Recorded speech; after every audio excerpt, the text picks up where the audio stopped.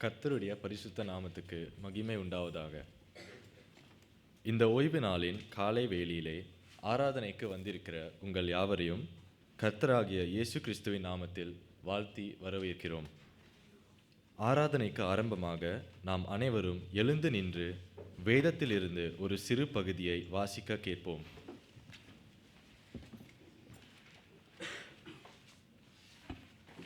சங்கீதம் 95 அதிகாரம் வசனங்கள் 1 முதல் 6 வரை. கர்த்தரை கம்பீரமாய் பாடி நம்முடைய இரட்சணிய கன்மலையை சங்கீர்த்தனம் பண்ண கடவோம் வாருங்கள். துதித்தலுடனே அவர் சந்நிதிக்கு முன்பாக வந்து சங்கீதங்களால் அவரை ஆர்ப்பரித்து பாடக்கடவோம். கர்த்தரே மகாதேவனும் எல்லா தேவர்களுக்கும் மகாராஜனுமாயிருக்கிறார். பூமியின் ஆழங்கள் அவர் கையில் இருக்கிறது, பர்வதங்களின் உயரங்களும் அவருடையவைகள். சமுத்திரம் அவருடையது, அவரே அதை உண்டாக்கினார். வெட்டாந்தரையையும் அவருடைய கரம் உருவாக்கிற்று. நம்மை உண்டாக்கின கர்த்தருக்கு முன்பாக நாம் பணிந்து குனிந்து முழங்காற்படியிடு கடவோம் வாருங்கள். சபையார் யாவரும் அமர்ந்திருக்க பாடகர் குழுவினர் நம்மை இறைவணக்க பாடல் மூலம் வழிநடத்துவார்கள்.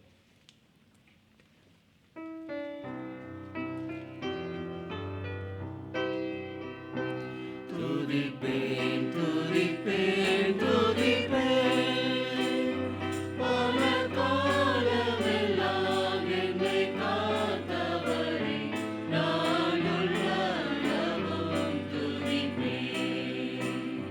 துதிப்பேன் துதிப்பேன் துதிப்பேன், பாவங்கள் பல நாள் செய்திட்டாலும் பாவியின் மீது அன்பை சொரிந்து என்னை மீட்டு காத்து நடத்திய இந்த இயேசுவை துதிப்பேன். என்னை மீட்டு காத்து நடத்திய இந்த இயேசுவை துதிப்பேன். துதிப்பேன் துதிப்பேன் துதிப்பேன், வாழ்விலே உம்மை நான் ஏற்றிடவே, தாழ்விலும் என்னை நீர் தாங்கிடவே, தேவை நானே பாதம் பணிந்தேன், இந்த இயேசுவை துதிப்பேன். தேவை நானே பாதம் பணிந்தேன், இந்த இயேசுவை துதிப்பேன். துதிப்பேன் துதிப்பேன் துதிப்பேன், பல காலமெல்லாம் என்னை காத்தவரை நான் உள்ளளவும் துதிப்பேன். துதிப்பேன் துதிப்பேன் துதிப்பேன். நாம் ஜெபம் செய்வோம். எங்களை அதிகமாய் நேசித்து வழி நடத்தி வருகின்ற எங்கள் தேவாதி தேவனே, ராஜாதி ராஜனே, கிருபையாய் ஆசீர்வாதமாய் நீர் எங்களுக்கு கொடுத்த இந்நாளுக்காக இந்நேரத்திற்காக உம்மை நன்றியோடு துதிக்கின்றோம் தகப்பனே. கடந்த வாரம் முழுவதும் எங்களை கண்ணின் மணி போல பாதுகாத்தீரே, நன்றி தகப்பனே. நீர் எங்களின் கேடயமும் எங்களின் பெலனும் எங்கள் தலையை உயர்த்துகிறவருமாய் இருப்பதற்காக உம்மை நன்றியோடு துதிக்கின்றோம். ஆராதனைக்கு வந்திருக்கின்ற எங்கள் ஒவ்வொருவரையும் உமது பலத்த கரத்துக்குள் கொடுக்கின்றோம். நீர் எங்களோடு இடைப்படுவீராக, உமது பிரசன்னத்தால் நிரப்புவீராக. நீர் எங்கள் வாழ்க்கையில் செய்த சகல நன்மைகளை நினைத்தவர்களாய் நன்றி நிறைந்த மனதோடும் ஒருமனப்பட்டவர்களாய் ஆராதனையில் நாங்கள் பங்கேற்க தேவன் கிருபை செய்வீராக. பாடல் குழுவினரையும் PA சிஸ்டம் இயக்குபவர்களையும் ஆசீர்வதித்தருளும். உமது வார்த்தையை தாங்கி வந்திருக்கும் போதகரை உமது பலத்த கரத்துக்குள்ளாக கொடுக்கின்றோம், ஆசீர்வதிங்க. உமது வார்த்தையை நாங்கள் கேட்பது மட்டுமல்லாமல் அதன்படி நடக்கவும், உமது வார்த்தையே எங்களின் வாழ்க்கையாக மாறும்படியாக தேவன் கிருபை செய்வீராக. ஆராதனை நேரம் முழுவதையும் நீர் பொறுப்பெடுத்து கொள்ளும். எங்களின் ஜெபத்தை தள்ளாமலும் உமது கிருபையை எங்களை விட்டு விலகாமலும் இருக்கின்ற உமக்கு மகிமை உண்டாவதாக. உம்மை உயர்த்தி எங்களை தாழ்த்துகிறோம். உமது நாமம் மாத்திரம் மகிமைப்படுவதாக. எங்கள் இரட்சகரும் மீட்பருமான இயேசு கிறிஸ்துவின் மூலம் ஜெபம் வேண்டுகிறோம் எங்கள் ஜீவனுள்ள நல்ல பிதாவே, ஆமேன். சபையார் யாவரும் எழுந்து நின்று தொடக்க பாடலாக ஆ கர்த்தாவே தாழ்மையாக என்ற பாடலை பாடுவோம்.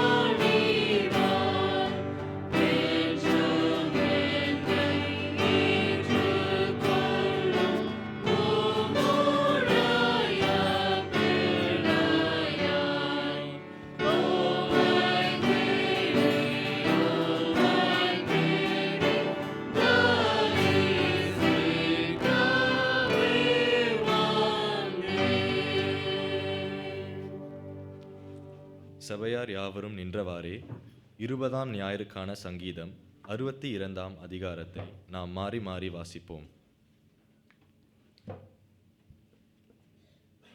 தேவனையே நோக்கி என் ஆத்துமா அமர்ந்திருக்கிறது. அவரே என் கன்மலையும் என் இரட்சிப்பும் என் உயர்ந்த அடைக்கலமுமானவர். அவரே என் கன்மலையும் என் இரட்சிப்பும் என் உயர்ந்த அடைக்கலமுமானவர். என் இரட்சிப்பும் என் மகிமையும் தேவனிடத்தில் இருக்கிறது.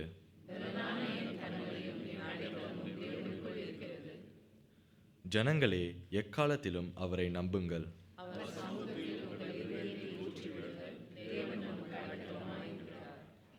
தேவன் ஒரு தரம் விளம்பினார், 2 தரம் கேட்டிருக்கிறேன். கிருபையும் உம்முடையது ஆண்டவரே. தேவரீர் அவனவன் செய்கைக்கு தக்கதாக பலன் அளிக்கிறார்.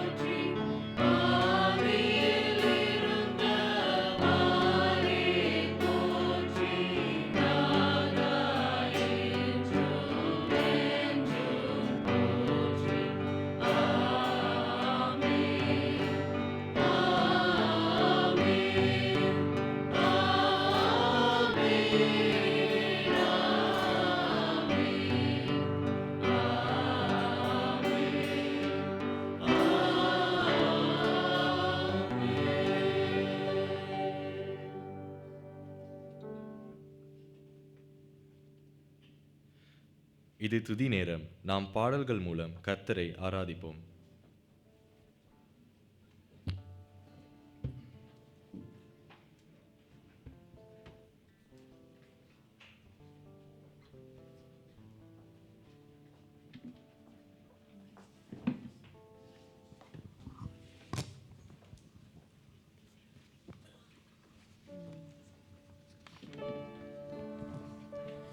With each dawning day, we are reminded that life is a journey, but we are reminded that we do not walk alone.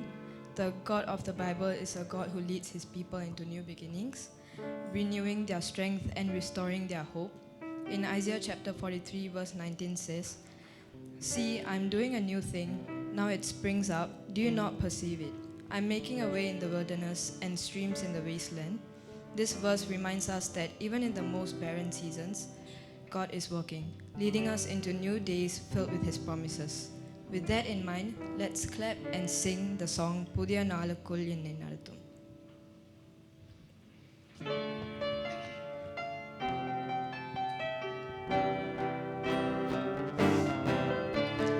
புதிய நாளுக்குள் என்னை நடத்தும், புதிய கிருபையால் என்னை நிரப்பும். புதிய நாளுக்குள் என்னை நடத்தும், புதிய கிருபையால் என்னை நிரப்பும். புது கிருபை தாரும் தேவா, புது பலனை தாரும் தேவா. புது கிருபை தாரும் தேவா, புது பலனை தாரும் தேவா. புதிய நாளுக்குள் என்னை நடத்தும், புதிய கிருபையால் என்னை நிரப்பும். புதிய நாளுக்குள் என்னை நடத்தும், புதிய கிருபையால் என்னை நிரப்பும். ஆரம்பம் அற்பமானாலும் முடிவு சம்பூர்ணமா. ஆரம்பம் அற்பமானாலும் முடிவு சம்பூர்ணமா. குறைவுகள் நிறைவாகட்டும், எல்லாம் குறைவுகள் நிறைவாகட்டும். வறட்சி செழிப்பாகட்டும், என் வறட்சி செழிப்பாகட்டும். கிருபை தாரும் தேவா, புது பலனை தாரும் தேவா. புது கிருபை தாரும் தேவா, புது பலனை தாரும் தேவா. புதிய நாளுக்குள் என்னை நடத்தும், புதிய கிருபையால் என்னை நிரப்பும். புதிய நாளுக்குள் என்னை நடத்தும், புதிய கிருபையால் என்னை நிரப்பும். வெட்கத்திற்கு பதிலாக நன்மை தாரும் தேவா. வெட்கத்திற்கு பதிலாக நன்மை தாரும் தேவா. கண்ணீருக்கு பதிலாக, என் கண்ணீருக்கு பதிலாக களிப்பை தாரும் தேவா. அந்த களிப்பை தாரும் தேவா. கிருபை தாரும் தேவா, புது பலனை தாரும் தேவா. புது கிருபை தாரும் தேவா, புது பலனை தாரும் தேவா. புதிய நாளுக்குள் என்னை நடத்தும், புதிய கிருபையால் என்னை நிரப்பும். புதிய நாளுக்குள் என்னை நடத்தும், புதிய கிருபையால் என்னை நிரப்பும். சவால்கள் சந்தித்திட, உலகத்தில் ஜெயம் எடுக்க. சவால்கள் சந்தித்திட, இன்று உலகத்தில் ஜெயம் எடுக்க. உறவுகள் சீர்பொருந்த, உறவுகள் சீர்பொருந்த. சமாதானம் நான் பெற்றிட, சமாதானம் நான் பெற்றிட. கிருபை தாரும் தேவா, புது பலனை தாரும் தேவா. புது கிருபை தாரும் தேவா, புது பலனை தாரும் தேவா. புதிய நாளுக்குள் என்னை நடத்தும், புதிய கிருபையால் என்னை நிரப்பும். புதிய நாளுக்குள் என்னை நடத்தும், புதிய கிருபையால் என்னை நிரப்பும். கர்த்தருடைய பரிசுத்த நாமத்திற்கு ஸ்தோத்திரம். இந்த நாளிலும் கூட நாம் பல சிந்தனைகளோடு வந்திருக்கலாம். நமக்கு மிகவும் பிடித்த பலர் நம்மை விட்டு போயிருக்கலாம் அல்லது இழந்து போயிருக்கலாம். நம்மை புரிந்து கொள்ளாமல் பலர் இருக்கலாம். ஆனால் இந்த எல்லா சூழ்நிலையிலையும் இயேசு கிறிஸ்து ஒரு தாயாக, தந்தையாக, ஒரு தோழனாக நம்மோடு இருக்கிறார். அவருடைய அன்பு மட்டுமே நிலையானது. இந்த நேரம், இந்த நொடி நம் வாழ்க்கையை அவரிடம் ஒப்படைப்போம். தாய் போல தேற்றி, தந்தை போல ஆட்சி என்ற பாடலை ஜெப சிந்தையோடு பாடுவோம்.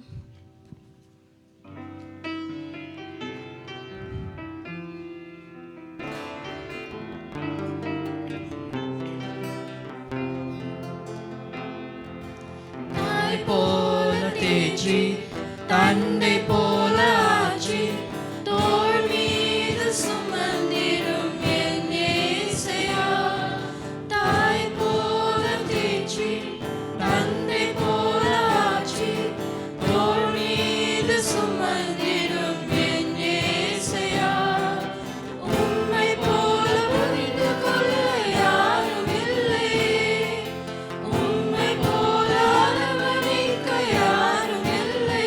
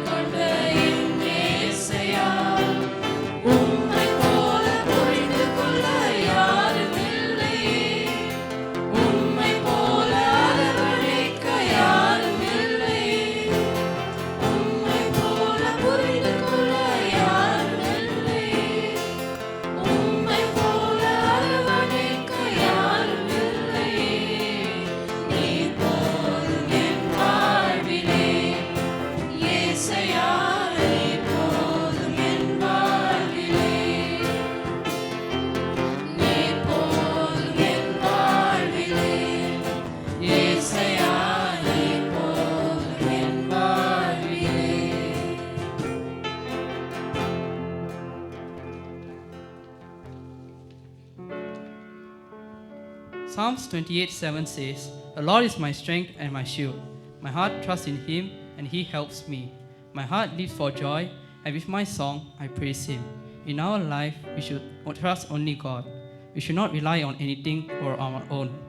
Yes, in our life of struggles, without God's protection and guidance, we won't be here. Let's sing in a grateful heart, "Thank you, Lord."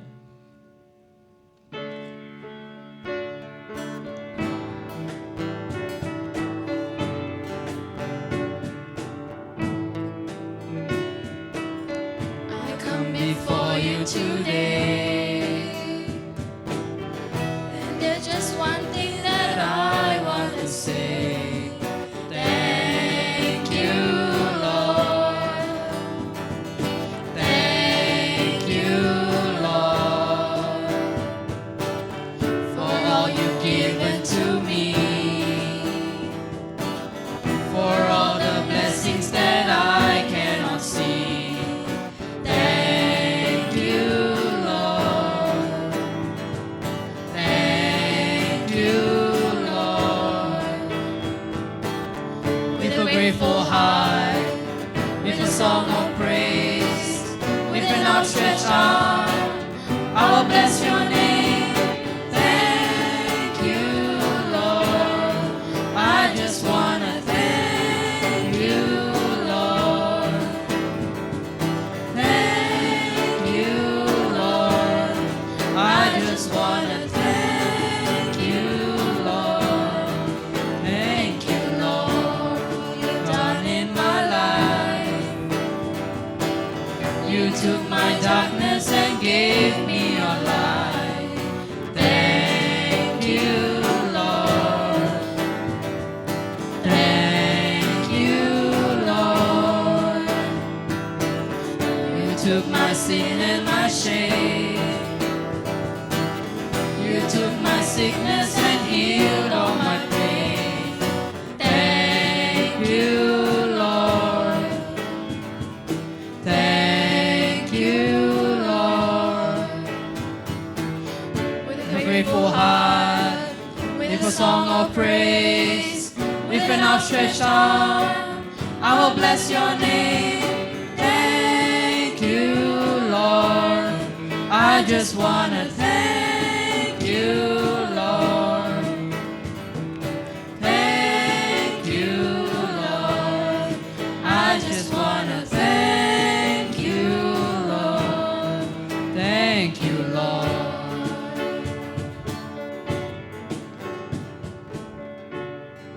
Please be seated.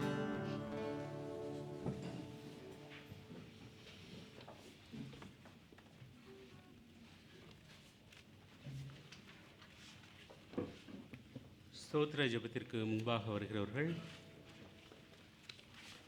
முன்பாக வரும்படியாக உங்களை அன்போடு கேட்டுக்கொள்கிறேன்.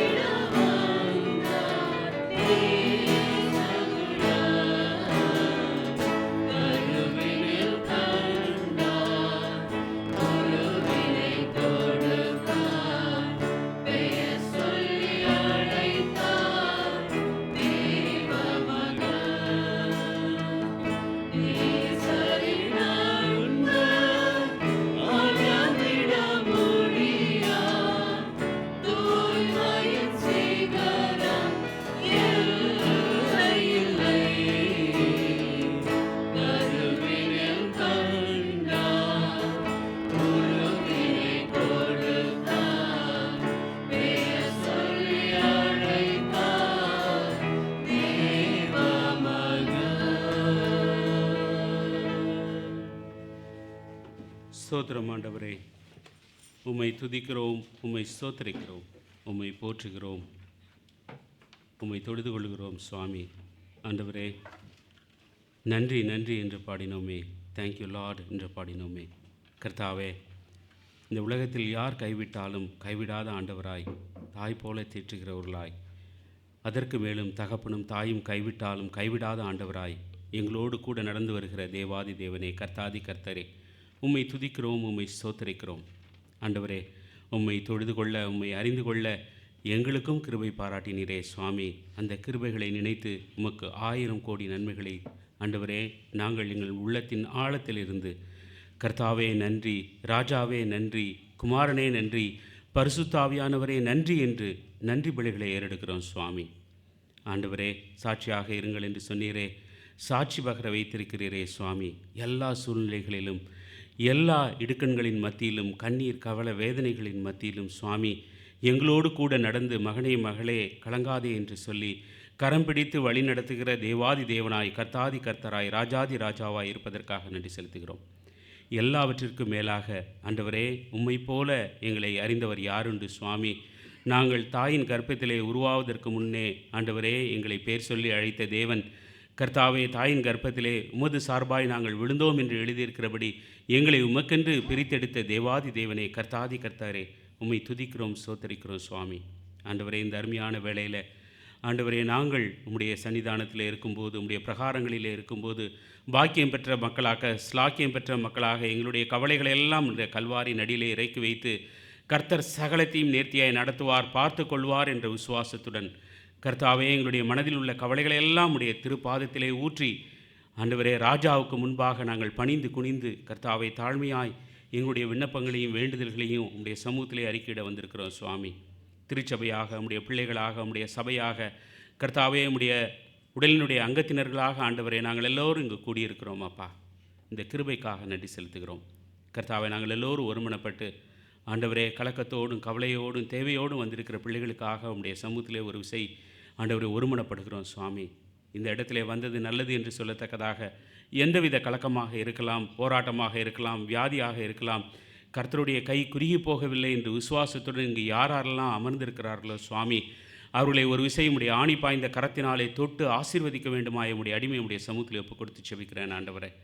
கர்த்தாவே, குடும்பங்களை ஆண்டவரே, உறவுகளை ஆண்டவரே, உடலில் சுகவீனங்களை உண்டு பண்ணுகிற எல்லா அந்தகாரத்தின் கிரியைகளையும் நஸ்ரேனாகிய இயேசு கிறிஸ்துவின் நாமத்தினால உம்முடைய தெய்வீக திருச்சபையாக நாங்கள் கடிந்து கட்டி அப்புறப்படுத்துகிறோம் சுவாமி.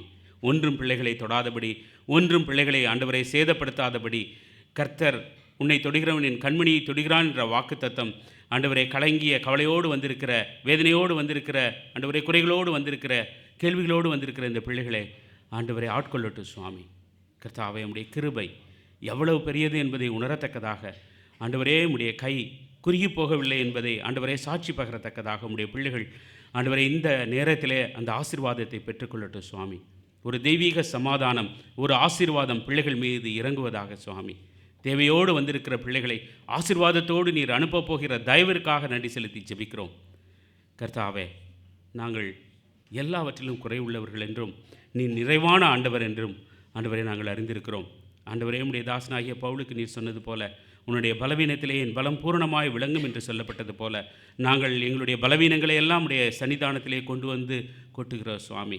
கர்த்தாவே, நிறைய விஷயங்களிலே சுவாமி நாங்கள் உடைய வார்த்தைக்கு ஆண்டவரை இணங்கி நடக்காமல், ஆண்டவரே உடைய வார்த்தையை மதித்து நடக்காமல் அதற்கு முதுகு காட்டிய நாட்கள் உண்டு சுவாமி. அதற்காக மன்னிப்பு கேட்டு உடைய திருப்பாதம் பணிகிறோம். எங்களை ஒரு விசை மன்னித்து ஏற்றுக்கொள்ளும்படியாக எங்களுடைய விண்ணப்பத்தின் சத்தங்கள் ஒவ்வொன்றும் உடைய பரிசுத்த சன்னிதானத்திலே ஒழிக்கத்தக்கதாக ஒப்புக் கொடுத்து செபிக்கிறோம் சுவாமி. கர்த்தாவே, எங்களுடைய மத்தியில் உள்ள சீனியர்ஸ் உடைய சமூகத்தில் ஒப்புக் கொடுக்கிறோம். ஆண்டவரே, வியாதியின் கோரப்படியிலே மாட்டிக்கொண்டிருக்கிற உடைய பிள்ளைகளை உடைய சமூகத்தில் ஒப்புக் கொடுக்கிறோம். கர்த்தாவை, நீர் பொறுப்பெடுத்துக் கொள்ள வேண்டுமாய் கெஞ்சுகிறோம் சுவாமி. ஆண்டவரே, அங்கிள் இயேசுதாசை கூட உடைய சமூகத்தில் ஒப்புக் கொடுக்கிறோம் சுவாமி. ஆண்டவரே, அவர் இந்த ஆஸ்பத்திரியில் இருக்கும்போது உம்முடைய தெய்வீக கரம் கூட இருக்கும்படியாய் செபிக்கிறோம்.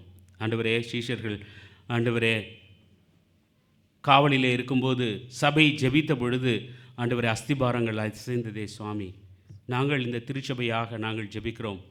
ஆண்டவரே, யாரெல்லாம் ஆண்டவரே எங்களது மாநாட்டிலிருந்து திருச்சபையில் இருந்தோம் ஆண்டவரே ஐசியூலையோ அல்லது ஆஸ்பத்திரியிலையோ இருக்கிற ஒவ்வொரு பிள்ளைகளையும் உம்முடைய தெய்வீக கரம் தொடும்படியாக ஒப்பு கொடுத்து ஜெபிக்கிறோம் சுவாமி. ஆண்டவரே அஸ்திபாரங்கள் அசையத்தக்கதாக கர்த்தருடைய கரம் இறங்கி அந்த பிள்ளைகளை ஆண்டவரை குணப்படுத்தும்படியாக ஒப்பு கொடுத்து ஜெபிக்கிறோம். ஆண்டவரே இன்றும் கர்த்தர் அற்புதத்தை செய்ய தவறாத ஆண்டவராய் இருக்கிறீர் என்று நாங்கள் விசுவாசிக்கிறோம் சுவாமி. உம்மால் செய்யக்கூடாத காரியம் ஒன்றுமில்லை என்று விசுவாசிக்கிறோம் சுவாமி. நீர் சொல்ல ஆகும், நீர் கட்டளையிட நிலை நிற்கும் என்று விசுவாசிக்கிறோம் சுவாமி. அப்படியாக ஆண்டவரே வேலைக்காக காத்திருக்கிற பிள்ளைகள், எதிர்காலத்தை குறித்து கவலையோடு காத்திருக்கிற பிள்ளைகள், உறவு பிரச்சனைகளால் மாட்டிக்கொண்டிருக்கிற பிள்ளைகள் எல்லாவற்றையும் உடைய சமூகத்தில் ஒப்புக் கொடுக்குறோம் சுவாமி. பொறுப்பெடுத்துக் கொள்ளுங்கள் கர்த்தாவே. இந்த அருமையான வேளையில் எங்களுடைய வாலிப பிள்ளைகளை உடைய சமூகத்தில் ஒப்புக் கொடுக்குறோம் சுவாமி. ஆண்டவரே அருமையான வாலிப பிள்ளைகளை எங்களுக்கு நீர் சொத்தாக சம்பத்தாக கொடுத்துக்கிறீங்க சுவாமி. இவர்கள் பொல்லாங்கன் இவர்கள் மீது கண் போடாதபடி இரத்த கோட்டைக்குள் மூடி மறைத்து கொள்ள வேண்டுமாய் கெஞ்சுகிறோம். குறிப்பாக ஆண்டவரே இவர்கள் எதிர்காலத்தை குறித்து நீர் வைத்திருக்கிற திட்டம் வரைபடம் இவர்களுடைய வாழ்க்கையில் ஆம் என்றும் ஆமேன் என்றும் நிறைவேறத்தக்கதாக திருச்சபையாக ஜெபிக்கிறோம் சுவாமி. இவர்களுக்கு எதிராக எந்த அந்தகாரத்தின் கிரியைகளும் ஆண்டவரே செயல்பாடுகளும் நடக்காதபடி கர்த்தர் வேலி அடைக்க வேண்டுமா நம்முடைய இரத்தத்தை தெளிக்கிறோம் சுவாமி. கர்த்தாவை இந்த பிள்ளைகளுடைய எதிர்காலம் செழிப்பாக இருக்கவும், நான் கர்த்தருடையவன் நான் கர்த்தருடையவள் என்று இவர்கள் தங்களுடைய பேரை எழுதி கொள்ளவும், உமக்கென்று ஓடவும் ஆண்டவரே உமக்கென்று ஊழியங்கள் செய்யவும் சாட்சி பகரவும் கிருபை பாராட்டுங்க சுவாமி. சிறு குழந்தைகளை நம்முடைய சமூகத்தில் ஒப்புக் கொடுக்குறோம் ஆண்டவரே. ஆண்டவரே இந்த திருச்சபையில் அநேக குழந்தைகளை கொடுத்திருக்கிறீங்க ஆண்டவரே. அந்த குழந்தைகளை ஆண்டவரே பொல்லாங்கன் கண் போடாதபடி ஆண்டவரே எந்த வியாதியும் ஆண்டவரை நெருங்காதபடி நீர் அவர்களை பாதுகாக்க வேண்டுமாய் ஒப்புக் கொடுத்து ஜெபிக்கிறோம் சுவாமி. ஆண்டவரே அவர்கள் உண்மை அறிகிற அறிவிலே அதிகமாக இயேசுவானவர் வளர்ந்தது போல உடல் வளர்த்தியிலும் தெய்வீக அறிவிலும் மனிதர் தயவிலும் அதிகமாக வளர கிருபையும் தயவும் பாராட்ட வேண்டுமாய் கெஞ்சுகிறோம் சுவாமி. குடும்பங்களை உடைய சமூகத்தில் ஒப்புக் கொடுக்குறோம் சுவாமி. குடும்பங்களை பொறுப்பெடுத்துக் கொள்ள வேண்டுமாய் கெஞ்சுகிறோம் ஆண்டவரே. குடும்பங்களை குறித்து பொல்லாங்கன் வைத்திருக்கிற எல்லா ஆண்டவரே காரியங்களையும் கர்த்தர் அவமாக்கி போட வேண்டுமாய் கெஞ்சுகிறோம். உனக்கு எதிராக உருவாக்கப்படும் எந்த ஆயுதம் வாய்க்காதே போகும் என்ற வாக்குத்தத்தம் எங்கள் குடும்பங்களுக்கு ஆம் என்றும் ஆமேன் என்று பழிக்கத்தக்கதாக கிருபை பாராட்டுங்க சுவாமி. ஆண்டவரே எல்லா டிஃப்ரென்சஸையும் நீர் மாற்ற வேண்டுமாய் கெஞ்சுகிறோம் கர்த்தாவே. எங்களுடைய எல்லா பலவீனங்களையும் நீர் மாற்ற வேண்டுமாய் கெஞ்சுகிறோம். எங்களுடைய குற்றம் குறைகளை எல்லாம் மன்னிக்க வேண்டுமாய் கெஞ்சுகிறோம். கணவன் மனைவி உறவு, பிள்ளைகள் பெற்றோர் உறவு ஆண்டவரை சகல விதத்திலும் நேர்த்தியாயிருக்க, கிறிஸ்துவின் அன்பு ஊற்றப்பட்டிருக்க, நிறைந்திருக்க ஆண்டவரே குடும்பங்களை நீர் ஆசீர்வதிங்க சுவாமி. குடும்பத்தின் தேவைகளை நீர் சந்திக்கிறதற்காக நன்றி செலுத்துகிறோம் ஆண்டவரே. எங்களுடைய திருச்சபையின் ஊழியங்களுக்காக உடைய சமூகத்தில் வருகிறோம் சுவாமி. எங்கள் திருச்சபையிலே தேவையுள்ள மக்கள் உண்டு சுவாமி. எங்களை சுற்றியுள்ள கூட ஆண்டவரே தேவையுள்ள மக்கள் உண்டு சுவாமி. ஆண்டவரே எங்களுடைய ஊழியங்கள் எல்லாம் சுவாமி ஆண்டவரே ஒரு ப்ரோக்ராம் பேஸ்டாக இல்லாதபடி கர்த்தாவே ஆண்டவரே மன உருக்கம் கொண்டவர்களாக இரக்கம் கொண்டவர்களாக உம்முடைய ஊழியத்தை நீர் செய்தது போல நாங்கள் ஆண்டவரே இரக்கமுள்ள குணத்தோடு செய்ய கர்த்தர் எங்களுக்கு கிருபையும் தயவும் செய்யுங்க சுவாமி. தாழ்மையின் ஆவியோடு சுவாமி நாங்கள் ஊழியங்களை செய்ய திறமையல்ல ஆண்டவரே, உம்முடைய கிருபை உம்முடைய தயவு ஆண்டவரே என்பதை நாங்கள் உணர்ந்து செய்ய கிருபை பாராட்டுங்க சுவாமி. நீர் அப்படி செய்கிறதற்காக நன்றி. எங்கள் திருச்சபையின் ஊழியங்களுக்காக நன்றி செலுத்தி ஜெபிக்கிறோம் சுவாமி. ஆண்டவரே ஒவ்வொரு ஆண்டவரே ஃபெலோஷிப்லேயும் உம்முடைய கிருபை இருக்கிறதை நாங்கள் பார்க்குறோம். உம்முடைய அன்பு ஊற்றப்படுகிறத பார்க்குறோம் சுவாமி. இது காலகாலமாய் வளர எங்களுக்குள்ள ஆண்டவரே அன்பு ஊற்றப்பட்டு சகோதர சகோதரிகளாக எழுந்து கட்டுவோம் வாருங்கள் என்று ஆண்டவரே உம்முடைய நாமத்திற்கு மகிமையாக ஊழியங்களை செய்ய கிருபை பாராட்டுங்க சுவாமி. இந்த அருமையான வேளையில் கூட சுவாமி பிறந்தநாளை கொண்டாடுகிற உம்முடைய பிள்ளைகளை உம்முடைய சமூகத்திலே ஒப்புக் கொடுத்து திருச்சபையாக ஜெபிக்கிறோம். மிஸ்டர் பிரபுவை உம்முடைய சமூகத்திலே ஒப்புக் கொடுக்கிறோம். மிஸ்ஸஸ் ஜெஸ்பினாவை ஒப்புக் கொடுக்கிறோம். ஜோஷ்ரா ஒப்புக் கொடுக்கிறோம். மிஸ்ஸஸ் மேபல் ராபர்ட்டை ஒப்புக் கொடுக்கிறோம் சுவாமி. ஆண்டவரே பிறந்தநாளை கொண்டாடுகிற இந்த பிள்ளைகளுடைய வாழ்க்கையில் கர்த்தர் பெரிய அற்புத அடையாளங்களை செய்ய வேண்டுமாய் கெஞ்சுகிறோம். உன் வாயை விரிவாய்த்திர அதை நான் நிரப்புவேன் என்று சொல்லப்பட்ட பிரகாரம் கர்த்தாவே இவருடைய வாழ்க்கையில் ஆண்டவரே 12 கூடை நிறைய மீதம் எடுக்கத்தக்கதாக இவர்களை ஆசீர்வதிக்க வேண்டுமாய் கெஞ்சுகிறோம் சுவாமி. கர்த்தர் ஆண்டவரே இவருடைய விண்ணப்பத்தின் வேண்டுதல்களை நிறைவேற்றி இந்த புதிய வருடம் இவர்களுக்கு ஆசீர்வாதமான வருடமாக இருக்க ஆண்டவரே உம்மை இன்னும் அதிகமாக கெட்டிச் சேர்கிற வருடமாக இருக்க கிருபை பாராட்டுங்க கர்த்தாவே. அதே போல் ஆண்டவரே திருமண நாளை அனுசரிக்கிற அருமையான மிஸ்டர் டேனியல், மிஸ்ஸஸ் ஜெமிலின் பியூலாவுக்காக உடைய சமூகத்தில் வருகிறோம். மிஸ்டர் ஆரோக்கியராஜ், மிஸ்ஸஸ் எஸ்தருக்காக வருகிறோம். ஆண்டவரே இவருடைய திருமண வாழ்க்கையில் கர்த்தர் கூட இருந்து அன்பினாலே நிறைத்து ஆண்டவரே முழு சமாதானத்தினாலே இடைக்கட்டி அன்பின் கயிறுகளாலே இந்த குடும்பங்களை கட்டி நீர் வழிநடத்த வேண்டுமாய் கெஞ்சுகிறோம் சுவாமி. கர்த்தாவே குடும்பத்தின் தேவைகளை நீர் சந்திங்க ஆண்டவரே. கிறிஸ்துவானவர் எப்படி சபையை நேசித்தது போல ஆண்டவரே, கணவன் மனைவி உறவில் ஆண்டவரே புதிய ஆசீர்வாதங்கள், புதிய அன்பு, புதிய வளர்ச்சி இருக்கத்தக்கதாக கிருபை பாராட்டுங்க சுவாமி. கர்த்தாவே, குடும்பத்தின் தேவைகளை சந்திங்க. குடும்பத்திற்கு விரோதமாக எழும்புகிற எல்லா அந்தகாரத்தின் கிரியைகளையும் நாங்கள் அனைவரும் உம்முடைய நாமத்தின் நிமித்தம், இயேசு என்ற வல்லமையுள்ள நாமத்தின் நிமித்தம் கடிந்து கட்டி அப்புறப்படுத்துகிறோம். குடும்பங்கள் ஆசீர்வாதமாக இருக்கட்டும், தேவைகள் சந்திக்கப்படட்டும் ஆண்டவரே. ஆசீர்வாதங்கள் நிரம்பி ஓடட்டும் சுவாமி. ஆண்டவரே, நீர் அப்படியாக குடும்பங்களை ஆசீர்வதிக்க வேண்டுமாய் கெஞ்சுகிறோம். எங்களுடைய மாநாட்டை உடைய சமூகத்தில் ஒப்புக் கொடுக்குறோம் சுவாமி. நீர் ஆசீர்வதிக்க வேண்டுமாய் கெஞ்சுகிறோம். உடைய திட்டப்படி, உடைய சித்தப்படி மாநாடு நடக்க நீர் உதவியும் ஒத்தாசை செய்யுங்க சுவாமி. எங்களது தேசத்திற்காக உடைய சமூகத்தில் வருகிறோம். கர்த்தர் தேசத்தை காக்காவிட்டால் அதை காக்கிறவன் பிரயாசை விருதா என்று எழுதியிருக்கிறது சுவாமி. நாங்கள் எல்லோரும் இந்த தேசத்திற்காக முழங்காலில் நிற்க, இந்த தேசத்தின் செழிப்புக்காக முழங்காலில் நிற்க உடைய சமூகத்திலே எங்களை ஒப்புக் கொடுத்து செபிக்கிறோம் சுவாமி. ஆண்டவரே, அதே போல் உலக நாடுகளின் சமாதானத்திற்காக உடைய சமூகத்தில் வருகிறோம். ஆண்டவரே, நாங்கள் ஒரு பெரிய உலகத்தில் நடக்கிற டிரான்சிஷனை பார்த்து கொண்டு இருக்கிறோம் சுவாமி. ஆண்டவரே, நாங்கள் நிற்கிற இடம் அசைந்தாலும் நிலை குலைந்தாலும் கர்த்தர் எல்லாவற்றையும் நேர்த்தியாய் நடத்துவீர் என்ற விசுவாசத்தை எங்களுக்கு கொடுங்க சுவாமி. கர்த்தாவே, உலக நாடுகளுக்கு ஒரு சமாதானத்தை கொடுங்க சுவாமி. நீர் சமாதானத்தின் தேவன், சமாதானத்தின் காரணர் என்று எழுதியிருக்கிறதே சுவாமி. சமாதான பிரபுவாகிய நீர் உம்முடைய ஊழியம் நடக்கத்தக்கதாக ஆண்டவரே உலகத்திற்குள் சமாதானத்தை கொடுத்து உம்முடைய ஊழியர்கள் ஆண்டவரே விடுதலையோடு உம்முடைய நாமத்தை அறிவிக்க கிருபையும் தயவும் பாராட்டும்படியாய் ஜெபிக்கிறோம். போர்னாலே பாதிக்கப்பட்ட ஒவ்வொரு குடும்பங்களுக்காகவும் நாங்கள் பரிதவித்து உம்முடைய சமூகத்திலே ஜெபிக்கிறோம் சுவாமி. அந்த குடும்பங்களின் தேவைகளை சந்திங்க சுவாமி. இழப்புகளுக்காக ஆண்டவரே கண்ணீரோடு நிற்கிற உம்முடைய பிள்ளைகளுக்கு நீர் கிருபையும் தயவும் பாராட்ட வேண்டுமாய் கெஞ்சுகிறோம். நாங்கள் வேண்ட மறந்த இகபர நன்மைகளால் இந்த திருச்சபையும் எங்களது தேசத்தையும் உம்முடைய சமூகத்தில் ஒப்புக் கொடுத்து ஜெபிக்கிறோம் சுவாமி. இயேசு கிறிஸ்துவின் வல்ல நாமத்தில் ஜெபத்தை ஏறெடுக்கிறோம் எங்கள் நல்ல பிதாவே, ஆமேன். பரமண்டல ஜெபத்தை சேர்ந்து சொல்லலாம். பரமண்டலங்களில் இருக்கிற எங்கள் பிதாவே, உடைய நாமம் பரிசுத்தப்படுவதாக, உடைய ராஜ்யம் வருவதாக, உடைய சித்தம் பரமண்டலத்திலே செய்யப்படுகிறது போல பூமியிலும் செய்யப்படுவதாக. அன்றன்றுள்ள ஆகாரத்தை எங்களுக்கு இன்று தாரும். எங்களுக்கு விரோதமாக குற்றம் செய்கிறவர்களுக்கு நாங்கள் மன்னிக்கிறது போல நீரும் எங்கள் பாவ குற்றங்களை எங்களுக்கு மன்னியும். எங்களை சோதனைக்குள் பிரவேசிக்க பண்ணாதரும், ஆனாலோ தீமையிலிருந்து எங்களை ரட்சித்துக் கொள்ளும். அதனென்றால் ராஜ்யமும் வல்லமையும் மகிமையும் என்னென்றைக்கும் உடையிலே சுவாமி, ஆமேன்.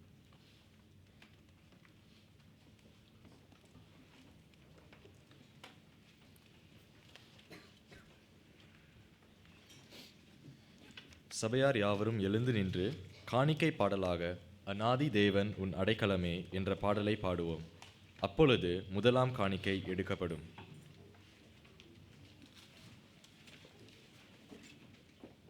காணிக்கைக்காக ஜெபம் செய்வோம். கிருபையும் அன்பும் நிறைந்த எங்கள் அன்புள்ள பிதாவே, இந்த காணிக்கை நேரத்தை உம்முடைய கரத்தில் கொடுக்கின்றோம். மனப்பூர்வமாய் கொடுக்கும் திராணி உண்டாவதற்கு நாங்கள் எம்மாத்திரம். எல்லாம் உம்மால் உண்டானது. உமது கரத்திலே கிருபையால் நாங்கள் பெற்றுக்கொண்டதிலிருந்து ஒரு சிறு பங்கை முழு மனதுடன் காணிக்கையாக செலுத்துகிறோம். கொடுக்கின்ற ஒவ்வொரு கரத்தையும் ஆசீர்வதித்தருளும். இந்த காணிக்கைகளை கொண்டு உமது நாமம் மகிமைப்படும்படியாக ஊழியங்களை செய்ய தேவன் ஞானத்தை கொடுப்பீராக. எங்கள் இரட்சகரும் மீட்பருமான இயேசு கிறிஸ்துவின் மூலம் ஜெபம் வேண்டுகிறோம் எங்கள் ஜீவனுள்ள நல்ல பிதாவே, ஆமென். Amen.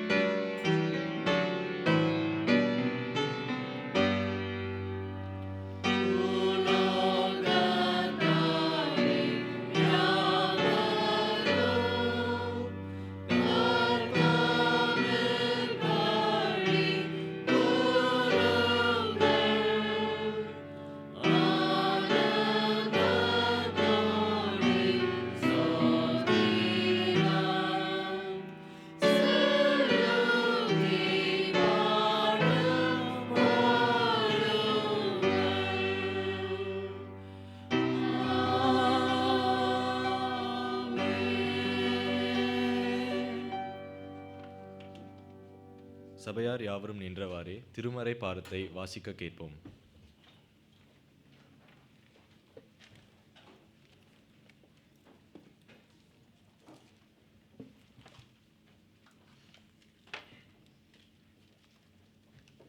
இன்று வாசிக்கும்படியாக தெரிந்து கொள்ளப்பட்ட திருமறை பாடம் அப்போஸ்தலர் 9ஆம் அதிகாரம் வசனங்கள் 36 முதல் 43 வரை. யோப்பா பட்டணத்தில் கிரேக்கு பாஷையில் தொற்கால் என்று அர்த்தங்கொள்ளும் தபிதாள் என்னும் பேருடைய ஒரு சீஷி இருந்தாள். அவள் நற்கிரியைகளையும் தருமங்களையும் மிகுதியாய் செய்து கொண்டு வந்தாள். அந்நாட்களில் அவள் வியாதிப்பட்டு மரணமடைந்தாள். அவளை குளிப்பாட்டி மேல் வீட்டிலே கிடத்தினார்கள். யோப்பா பட்டணம் லித்தா ஊருக்கு சமீபமானபடியினாலே பேதுரு அவ்விடத்தில் இருக்கிறார் என்று சீஷர்கள் கேள்விப்பட்டு தாமதமில்லாமல் தங்களிடத்தில் வரவேண்டுமென்று சொல்லும்படி 2 மனுஷரை அவனிடத்திற்கு அனுப்பினார்கள். பேதுரு எழுந்து அவர்களுடனே கூட போனான். அவன் போய் சேர்ந்த பொழுது அவர்கள் அவனை மேல் வீட்டுக்கு அழைத்து கொண்டு போனார்கள். அப்பொழுது விதவைகள் எல்லாரும் அழுது தொற்கால் தங்களுடனே கூட இருக்கையில் செய்திருந்த அங்கிகளையும் வஸ்திரங்களையும் காண்பித்து அவனை சூழ்ந்து நின்றார்கள். பேதுரு எல்லாரையும் வெளியே போக செய்து முழங்கார்படியிட்டு ஜெபம் பண்ணி பிரேதத்தின் புறமாய் திரும்பி தபிதாளே எழுந்திரி என்றான். அப்பொழுது அவள் தன் கண்களை திறந்து பேதுருவை பார்த்து உட்கார்ந்தாள். அவன் அவளுக்கு கை கொடுத்து அவளை எழுந்தரிக்க பண்ணி பரிசுத்தவான்களையும் விதவைகளையும் அழைத்து அவளை உயிருள்ளவளாக அவர்களுக்கு முன் நிறுத்தினான். இது யோப்பா பட்டணம் எங்கும் தெரிய வந்தது. அப்பொழுது அநேகர் கர்த்தரிடத்தில் விசுவாசம் உள்ளவர்களானார்கள். பின்பு அவன் யோப்பா பட்டணத்திலே தோல் பதனியிடுகிறவனாகிய சீமோன் என்னும் ஒருவனிடத்தில் அநேக நாள் தங்கியிருந்தான். இது கர்த்தருடைய வார்த்தை. சபையார் அமரவும்.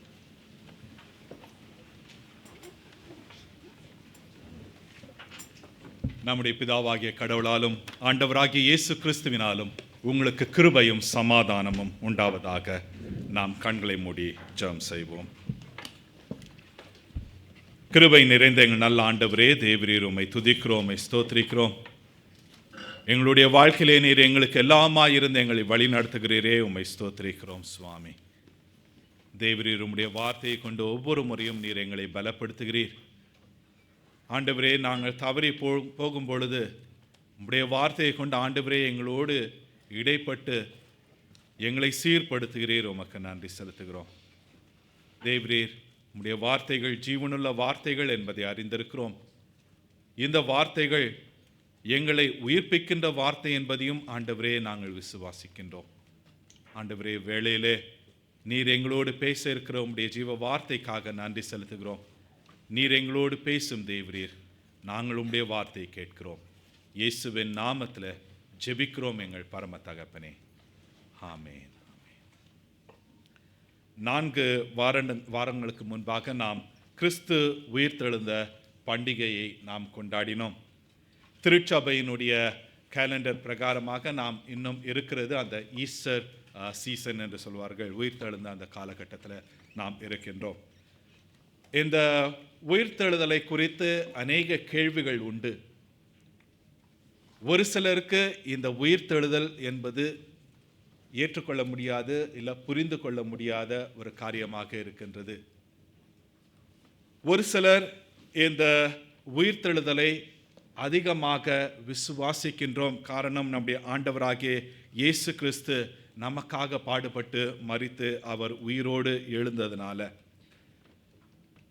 அநேக கிறிஸ்தவர்கள் கூட ஒரு சிலர் இந்த உயிர்த்தெழுதலை ஒரு கட்டுக்கதை என்று எண்ணுகிற காலகட்டத்தில் நாம் வாழ்ந்து கொண்டிருக்கிறோம்.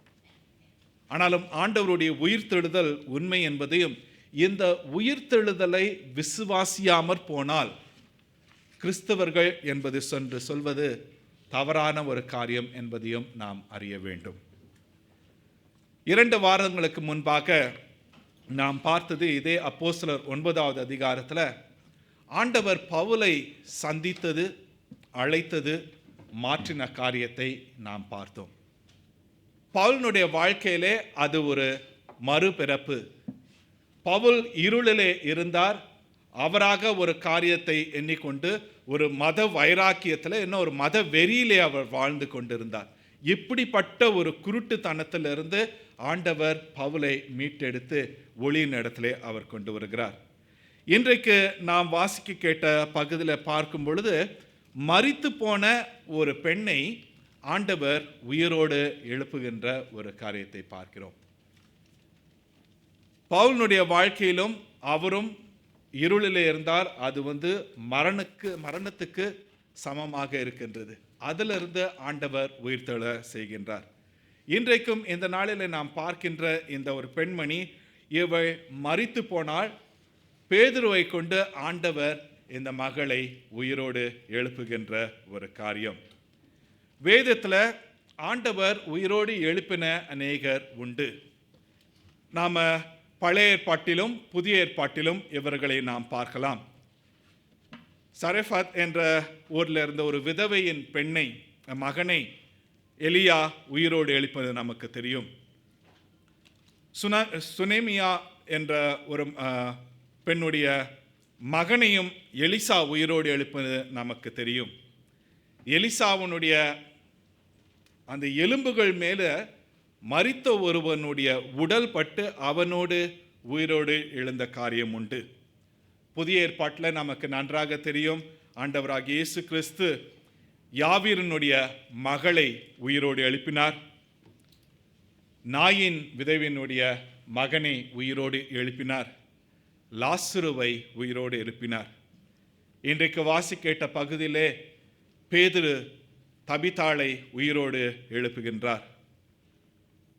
அப்போஸ்தலர் 20வது அதிகாரத்தில் பேதுரு பிரசங்கித்துக் கொண்டிருக்கும் பொழுது மேலே இருந்து கீழே விழுந்தவன், அவனை உயிர் கொடுக்க செய்கின்றார்கள். இப்படியாக அநேகரை ஆண்டவர் மரித்தவர்களை உயிரோடு எழுப்புகின்ற ஒரு காரியம் வேதத்தில் தொடர்ச்சியாக சொல்லப்பட்டு வருகிறது.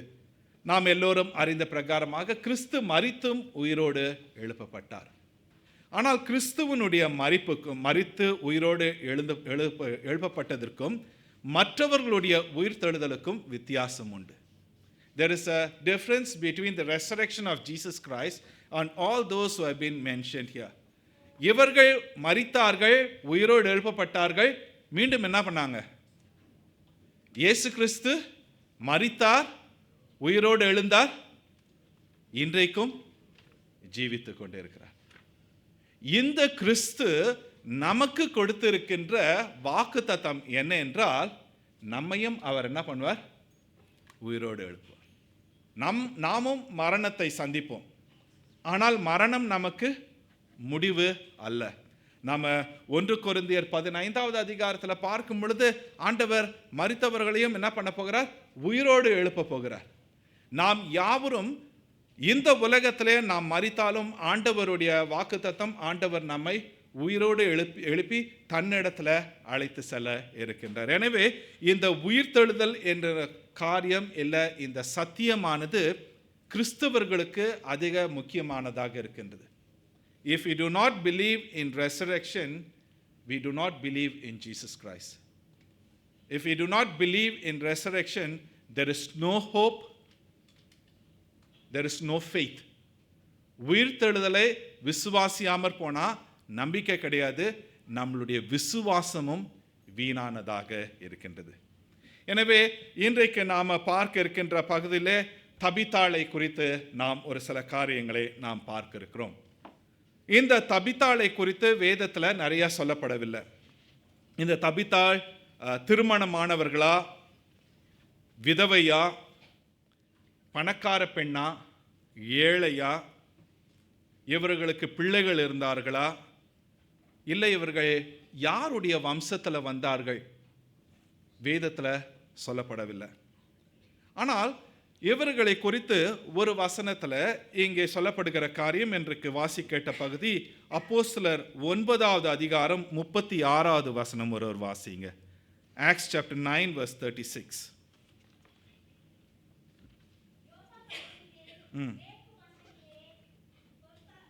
துர்காள்.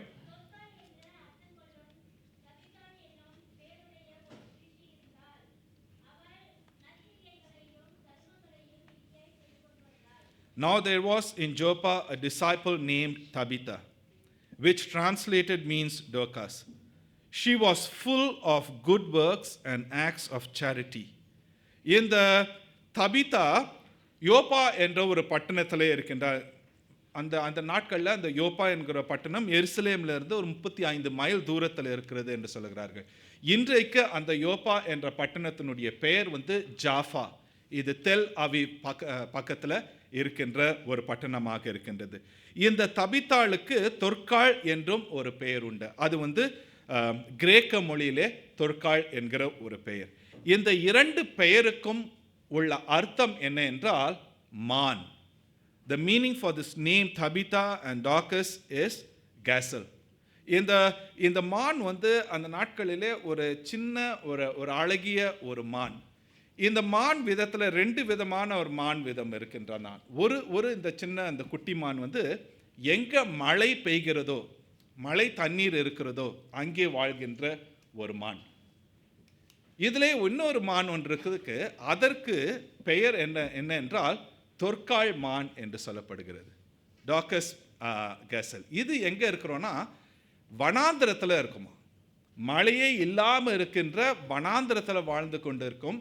இந்த தாவரங்களிலிருந்து வருகிற அந்த நீரூற்று அவைகளை இந்த தின்று அந்த தண்ணீர்னால வாழ்கின்ற ஒரு மானாக இருக்கின்றது. இந்த தொற்காள் இவள் ஒரு மான் என்று சொல்லப்படுகின்றது. இந்த மான் ஆண்டவரையே நம்பி வாழ்ந்து கொண்டிருக்கிற ஒரு பெண்மணி. காரணம் என்ன என்றால் இந்த 36வது வசனத்தில் சொல்லப்படுகிறது, இவள் ஒரு சீஷி. She was a disciple of Jesus Christ. அப்படி என்றால் இயேசு கிறிஸ்துவை குறித்து நன்றாக அறிந்திருக்க வேண்டும், அவருடைய அன்பை ருசி பார்த்திருக்க வேண்டும், இயேசு கிறிஸ்துவை தன்னுடைய சொந்த இரட்சகர் என்று இவள் ஏற்றுக்கொண்டிருக்க வேண்டும். இயேசு கிறிஸ்துவனுடைய அன்பு இவளிடத்திலே தங்கியிருந்து இவள் மூலியமாக பிறருக்கு சென்றிருக்கின்றது. She is a disciple, which means she would have accepted Jesus Christ as her savior and should have loved him so much. And the love of Christ had flowed through this Dorcas to others. 36வது வசனத்தில் இவள் ஒரு சீஷி மாத்திரம் கிடையாது. she is not just a disciple, ஆனாலும் நற்கிரியைகள் செய்கிறவள் என்பதை இங்கே பார்க்கின்றோம். 37வது வசனத்தில் பார்க்கும் பொழுது in verse 37, அந்நாட்களிலே அவள் வியாதிப்பட்டு மரணம் அடைந்தாள், அவளை குளிப்பாட்டி மேல் வீட்டிலே கிடத்தி வைத்தார்கள். இந்த நற்கிரியைகள் செய்து கொண்டிருக்கிற இந்த பெண்மணி ஆண்டவருடைய சீஷியாக இருக்கிறவள். இவள் மரித்து போனால் அந்த நாட்களில் இருக்கிற பழக்கத்தின் பிரகாரமாக அவளை குளிப்பாட்டி மேல் வீட்டிலே அவர்களை வைக்கிறார்கள். இந்த சூழ்நிலையிலே இந்த யோப்பா பட்டணத்தில் இருக்கிற மக்கள் கேள்விப்படுகிற காரியம், பக்கத்து பட்டணத்தில் லிதா என்ற பட்டணத்தில் பேதுரு வந்திருக்கின்றார் என்ற ஒரு காரியத்தை பார்க்கிறார்கள். இந்த பகுதிக்கு முன்பாக நம்ம 33-34வது வசனத்தில் பார்க்கும் பொழுது, பேதுரு அந்த லிதா என்ற பட்டணத்துக்கு வரும் பொழுது அங்கே 8 வருஷமாய் கட்டிலின் மேல் திமிர்வாதம் உள்ளவனாய் கிடந்த ஐனேயா என்னும் பேருள்ள ஒரு மனுஷனை கண்டான். பேதுரு அவனை பார்த்து, ஐனேயாவே, இயேசு கிறிஸ்து உன்னை குணமாக்குகிறார், நீ எழுந்து உன் படுக்கையை நீயே போட்டுக்கொள் என்றான். உடனே அவன் எழுந்திருந்தான். இந்த ஐனேயாவை லிதா பட்டணத்திலே பேதுரு உயிரோடு எழுப்பின இல்லை சுகப்படுத்தின அந்த காரியம் இப்பொழுது யோப்பா பட்டணத்தில் இருக்கிற மக்களுக்கு தெரிய வந்தனால இவர்கள் என்ன பண்ணுகிறார்கள், பேதுருவை இந்த பட்டணத்துக்கு யோப்பா பட்டணத்துக்கு அழைத்து வந்து இந்த தபித்தாளை நன்றாக கவனிக்க வேண்டும். இந்த தபித்தாள் இப்போ மரித்து போயிருக்கிறார். தபித்தாள் சுகவீனமாக இல்லை ஒரு மரண தருவாயில் இல்லை, மரணத்துக்கு கஷ்டப்பட்டு கொண்டு இருக்கல, இவள் மரித்து போனாள். இந்த மக்களுடைய விசுவாசம் பாருங்க, இந்த பேதுரு இதுவரைக்கும் யாரையும் உயிரோடு எழுப்பினதில்லை. ஆனால் இவர்கள் இந்த பேதுருவை உடனடியாக நீங்க சீக்கிரம் வாங்க என்று சொல்லி இவர்கள் அழைக்கிறார்கள். இந்த பேதுருவும் அவங்க தான் மரிச்சிட்டாங்களே, இதுக்கப்புறம் நான் என்ன பண்ண முடியும் அப்படின்னு சொல்லலை. பேதுருவும் என்ன பண்ணுறாரு, விரைவாக அந்த பட்டணத்துக்கு அவரும் அங்கே செல்லுகிறார். பேதுரு உன்னுடைய காரியம் என்னென்றால், அந்த மகளை அங்கே பார்க்கும் பொழுது அங்கே சுற்றிலும் இருக்கிற மற்ற விதவைகள், அந்த விதவை பெண்கள் என்ன பண்ணுறாங்கன்னா, இந்த தொற்கால் செய்து கொடுத்த அந்த வஸ்திரங்கள் இவைகளை காட்டி அழுகிறார்கள். ஏனென்றால் இந்த தொற்கால் இருக்கும் பொழுது இந்த விதவைகளுக்கு உதவியாக இருந்தால். அந்த நாட்களிலே ஒரு பெண்ணுக்கு பாதுகாப்பு என்னென்றால் கணவன் இருக்கணும். கணவன் இல்லைன்னா, மரித்து போனால் மகன்கள் இருக்கணும். Sons should be there. கணவனும் இல்லை மகனும் இல்லைன்னா சொத்து இருக்கணும். இது மூன்றுமே இல்லைன்னா அந்த நாட்களிலே விதவைகள் தனித்து விடப்பட்டவர்கள், அவர்கள் யாராவது மற்றவர்கள் உதவியை சார்ந்திருப்பார்கள். அதனால தான் தேவாலயத்தில் இப்பேற்பட்ட விதவைகளுக்கு உதவி செய்கிற ஒரு காரியம். எனவே இங்கே பார்க்கும் பொழுது இந்த விதவைகள் இந்த தொற்கால் செய்து கொடுத்த அந்த வஸ்திரங்களை காட்டி இவர்கள் அழுகிறார்கள். இவர்களுக்கு யார் ஒரே ஒரு நம்பிக்கை என்னன்னா, இந்த தபித்தாள் தான். இவள் தங்களுக்காக காரியங்களை செய்கிறவர் என்று எதிர்பார்த்து கொண்டிருக்கிறார்கள். ஆனால் இந்த தபித்தாள் இப்பொழுது மரித்து போனாள். இவர்கள் பேதுருனிடத்தை அழும் பொழுது பேதுரு செய்கின்ற காரியம் என்னென்றால், இவர்கள் எல்லாரையும் வெளியே போக சொல்றார். Is asking all these widows to go out. பேதுரு ஒருவேளை முன்பாக நடந்த ஒரு காரியத்தை யோசித்து பார்த்திருக்கலாம். இயேசு கிறிஸ்து கூட ஒரு இடத்துல கூட்டிகிட்டு போகிறாங்க. அங்கே அந்த யாவின் மகள் மரித்து போனான். ஆனாலும் ஆண்டவருடைய வார்த்தை அந்த மகளை உயிரோடு எழுப்புகிறது. இந்த பேதுரு இன்னொரு காரியத்தையும் யோசிக்கின்றார். மரித்து போன அந்த பெண் அவள் மரித்திருக்கிறாள் என்று அவர்கள் அழுகிறார்கள். இயேசு சுவாமி சொல்கிறாங்க, இல்லை, அவள் என்ன பண்ணிட்டு இருக்காளாம், தூங்கி கொண்டு இருக்கா. அப்போ மற்றவங்க என்ன பண்ணாங்க, சிரிச்சாங்க இயேசாமியை பார்த்து. They laughed at Jesus Christ. So what Jesus Christ did is, they asked everyone to go out. எல்லாரும் என்ன பண்ணாங்க, வெளியே இங்கே பேதுரு பார்க்கும் பொழுது இவர்கள் அழுது கொண்டிருக்கிறார்கள். இந்த பேதுரு சொல்லுகிறார், இவங்க எல்லாரையும் வெளியே போக சொல்லிட்டு பேதுரு என்ன பண்ணுறாரு, அங்கே அந்த பெண்ணுக்காக ஜெபிக்கின்றார். பேதுரு இதுக்கு முன்னாடி லித்தா அந்த பட்டணத்தில் அந்த மகனை உயிரோடு எழுப்பும்போது கூட இயேசு கிறிஸ்துவின் நாமத்தில் தான் உயிரோடு எழுப்புறார். இங்கேயும் பார்க்கும் பொழுது மரித்து போன இந்த தபித்தாளுக்காக உயிரோடு எழுந்த ஆண்டவர் இடத்துல இயேசு அந்த பேதுரு இவர் ஜெபிக்கின்றவராக இருக்கின்றார். பேதுரு அப்போஸ்தலர் 3வது அதிகாரத்தில் பார்க்கும் பொழுது அவர்கள் தேவாலயத்துக்கு போகிற வழியிலே ஒரு முடவன் ஒருவன் இருந்தான். அவன் பிச்சை கேட்டுக்கொண்டு இருக்கான். அப்போ பேதுரு அவனை பார்க்கும்போது சொல்கிறாரு, என்கிட்ட வெள்ளியும் பொண்ணும் இல்லை, என்கிட்ட யார் இருக்கிறா, அவருடைய நாமத்தில் என்ன பண்ண, எழுந்து நட. ஸோ இந்த பேதுருக்கு எல்லா சூழ்நிலையிலும் தெரியும், தான் ஏசாமி கூட இருந்திருந்தாலும் எல்லாவற்றையும் பார்த்திருந்தாலும் இந்த வல்லமை தன்னிடத்தில் கிடையாது என்பதை பேதுரு நன்கு அறிந்திருக்கிறார். இந்த பேதுருக்கு நன்றாக தெரிகிற காரியம், இந்த வல்லமை யார் இடத்துல உண்டு என்றால் உயிர்த்தெழுந்த ஆண்டவராகிய இயேசு கிறிஸ்துவின் இடத்துல. எனவே தான் ஒவ்வொரு இடத்துலையும் பார்க்கும் பொழுது பேதுரு இயேசுவின் இடத்துல அவன் ஜெபித்து ஆண்டவர் இடத்துல இந்த காரியங்களை செய்கின்றான். இந்த மக்களை பேதுருக்கு சந்தேகம் கிடையாது. இங்க ஆண்டவர் உயிரோடு எழுப்புவாரா எழுப்ப மாட்டாரா சந்தேகம் கிடையாது. அந்த இடத்துல உட்கார்ந்து பேதுரு ஜெபிக்கின்றார். இந்த ஒரு பெண்மணியை ஆண்டவர் அங்கே உயிரோடு எழுப்பும்படியாக ஆண்டவர் கிருபை செய்கின்றார். கிறிஸ்துவுக்கு பிரியமானவர்களே, ஆண்டவருடைய பிள்ளைகளாகிய நாம்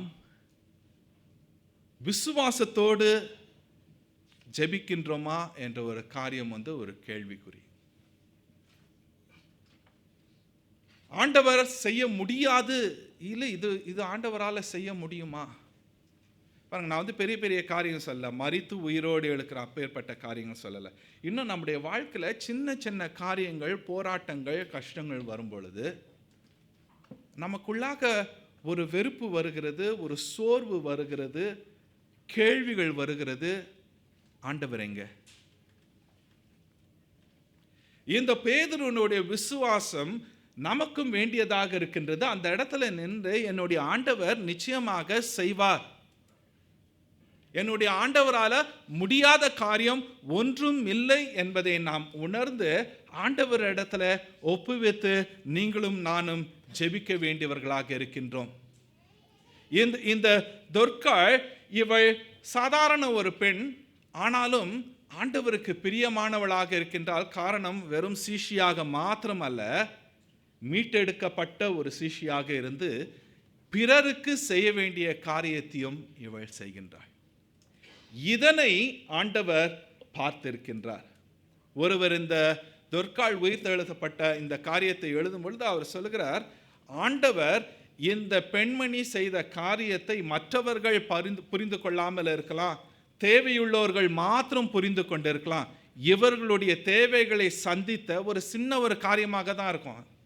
இது பிரபலமாக இல்லாத ஒரு காரியமாக இருக்கும். அப்பேற்பட்ட ஒரு காரியத்தை ஆண்டவர் கண்ணோக்கி பார்த்திருக்கிறார். இந்த மகளுக்கு மறுவாழ்வை ஆண்டவர் கொடுத்திருக்கின்றார். கிறிஸ்துவுக்கு பிரியமானவர்களே, ஆண்டவருக்கென்று செய்கின்ற ஊழியத்தில் சின்னது பெருசுன்னதும் கிடையாது. In the ministry of God, there is nothing which is called as small or big. ஆண்டவருக்கென்று முழு மனதோடு செய்கின்ற எந்த ஒரு சிறு காரியமாக இருந்தாலும் ஆண்டவர் அதனை கவனிக்கின்றவராக இருக்கின்றார். மத்தேயு 25:40 ஒரு வாசிங்க. Matthew 25 verse 40.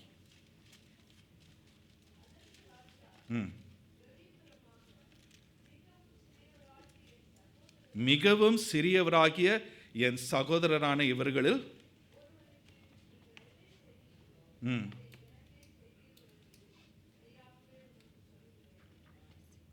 இந்த சிறியவர்களுக்கு நீ எதை செய்தினோ அது யாருக்கு செய்தீர்கள் என்று சொல்லுகிறார்.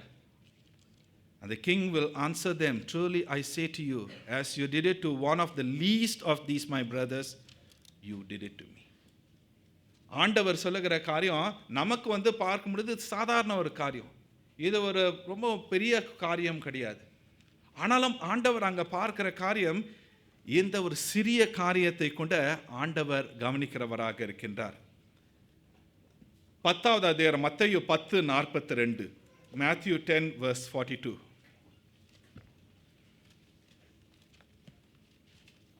மத்தேயு 10:42.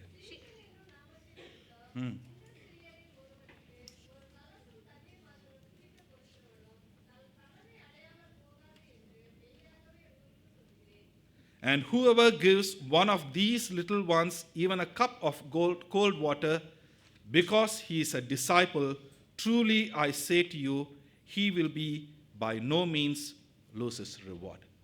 ஆண்டவர் சொல்லுகிற காரியம் அந்த சிறு ஒரு காரியத்தை கூட கொடுக்கும் பொழுது ஆண்டவர் அதனை கண்ணோக்கி பார்க்கின்றார்.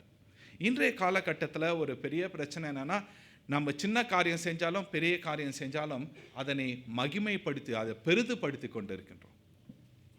நாம் ஒரு கலசம் தண்ணி கொடுத்தாலும் அதை என்ன பண்ணிடுறோம், அதை எடுத்து சோஷியல் மீடியாவில் போட்டுடுறோம், அதை ஒரு பெருசாக ப்ளோ அப் பண்ணி நம்ம பெருசாக செஞ்ச மாதிரி செஞ்சு காட்டி விடுறோம். ஆனால் இக்காரியங்களை நாம் செய்யும் பொழுது என் ஆண்டவர் ஒருவர் பார்க்கின்றார், அது போதும், அவ்வளோதான். பிறருடைய அங்கீகரிப்பு தேவையில்லை. ஆண்டவருடைய காரியம் என்று சொல்லும் பொழுது மனம் உவந்து கொடுக்கின்ற ஒரு சின்ன ஒரு காரியத்தையும் ஆண்டவர் அங்கே கவனிக்கின்றார். இந்த தொர்க்காள் ஆண்டவருடைய சீஷியாக இருக்கிறது வெறும் வார்த்தையில் விசுவாசத்தில் மாத்திரமல்ல, அந்த விசுவாசம் செயல்படுகின்றது. Her faith has been put to action. It's an act of mercy when she looked the need of others. பிறருடைய தேவையை பார்க்கும் பொழுது இந்த தொர்க்காள் உதவி செய்யும் பொழுது, அந்த விதவைகளுக்கு உதவி செய்யும் பொழுது தனக்கு என்ன திருப்பி கிடைக்கும் அப்படின்னு யோசித்து செய்திருந்தா ஒன்றுமே செஞ்சிருக்க முடியாது. அந்த விதவைகளால் தொர்க்காளுக்கு எதையும் செய்திருக்க, மறுபடியாம திரும்ப எதையும் கொடுத்திருக்கவும் முடியாது. யாருக்கும் எந்த ஒரு எதிர்பார்ப்பும் இல்லாமல் செய்யப்படுகின்ற காரியம் ஆண்டவர் கவனிக்கின்றார். இந்த தொற்காள் ஒரு சீஷியாக மாத்திரமல்ல, ஒரு நல்ல ஒரு கரிசனையுள்ள ஒரு பெண்ணாகவும் தன்னுடைய விசுவாசத்தை வாழ்ந்து காட்டுகிற ஒரு பெண்ணாக இருக்கின்றார். இந்த தொற்காள் மரித்து போனாள். பேதுரு அங்கே வரும்பொழுது இவள் மரித்து எத்தனை நாள் ஆனது என்று தெரியாது. அங்கே துக்கம் கொண்டாடுகிறவர்கள் அநேகர் உண்டு.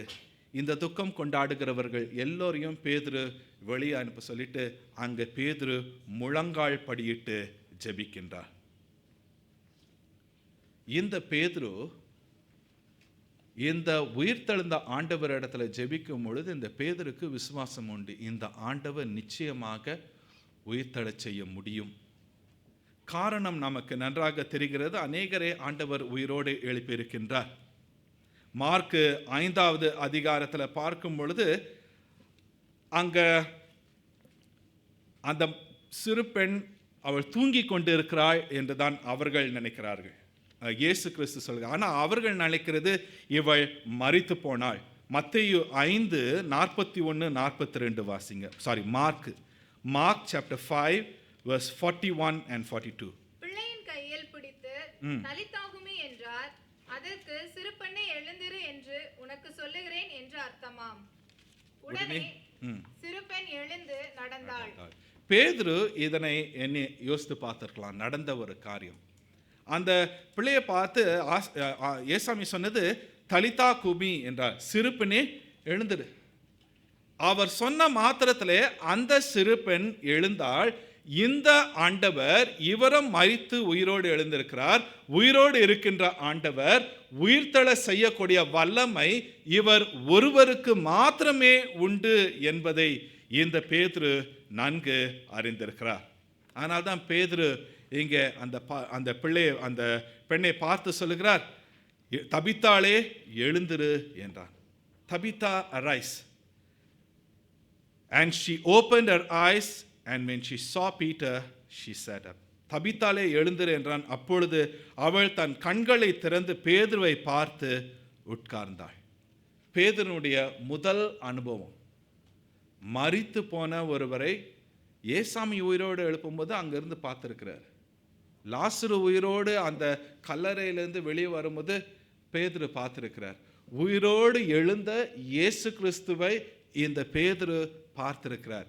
இன்றைக்கு இந்த பேதுரு வாயை திறந்து மரித்த ஒரு பெண்ணை எழுந்திரு என்று சொல்லுகிற அப்பேற்பட்ட ஒரு விசுவாசத்தை கொண்டு இந்த பேதுரு செய்கிற காரியத்தை இன்று அவர் அனுபவமாக அவர் பார்க்கின்றார். இயேசு கிறிஸ்து எல்லாரையும் அப்படியா மரித்தோரை உயிரோடு எழுப்பி கொண்டு இருக்கிறாரா? நம்முடைய குடும்பத்தில் யாராவது மரித்து போனா நாம் போய் சொல்லுவோமா? ஒரு ஊழியக்காரர் இருந்தார். நான் சொன்னானா அது யாருன்னு உங்களுக்கு தெரியும். அந்த ஊழியக்காருடைய மகள் இறந்து போனாள். அந்த ஊழியக்காரர் என்ன பண்ணாரு? அந்த மகளை அடக்கம் செய்யல. அந்த மகளை அவள் வைத்து ஜெபம் செய்தார். ஆண்டவர் என்ன பண்ணுவார்? உயிரோடு எழுப்புவார் என்று. ஆனால் கடைசி வரைக்கும் என்ன ஆச்சுன்னா இல்லை. கடைசியாக ஒரு பெரிய ஒரு ஊழியக்கார் கடைசி தன்னுடைய மகளை அடக்கம் செய்ய வேண்டியிருக்கார். ஏன் ஆண்டவர் அவருக்கு பதில் கொடுக்கல? அவரும் நல்ல ஊழியக்கார் தானே. ஏன் அப்போ மரித்தவர்கள் எல்லாரையும் ஆண்டவர் எழுப்பியிருக்கலாமே? நமக்கும் நாம சொல்லலாமே. நமக்கு பிரியமானவர்கள் யாரா மரித்து போனால் நாம சொல்லலாம்ல. ஏன்? கிறிஸ்துவுக்கு பிரியமானவர்களே, ஒவ்வொரு காரியத்தையும் ஆண்டவர் செய்யும் பொழுது அதற்கு பின்பாக அநேக காரியங்கள் உண்டு. ஆண்டவர் நமக்கு அங்கே செஞ்சாங்க அதனால் இங்கேயும் செய்யணும் அப்படின்னு மனித சுபாவத்தில் நாம் நினைக்கிறோம். ஆனால் ஆண்டவருடைய சித்தம் வேறு.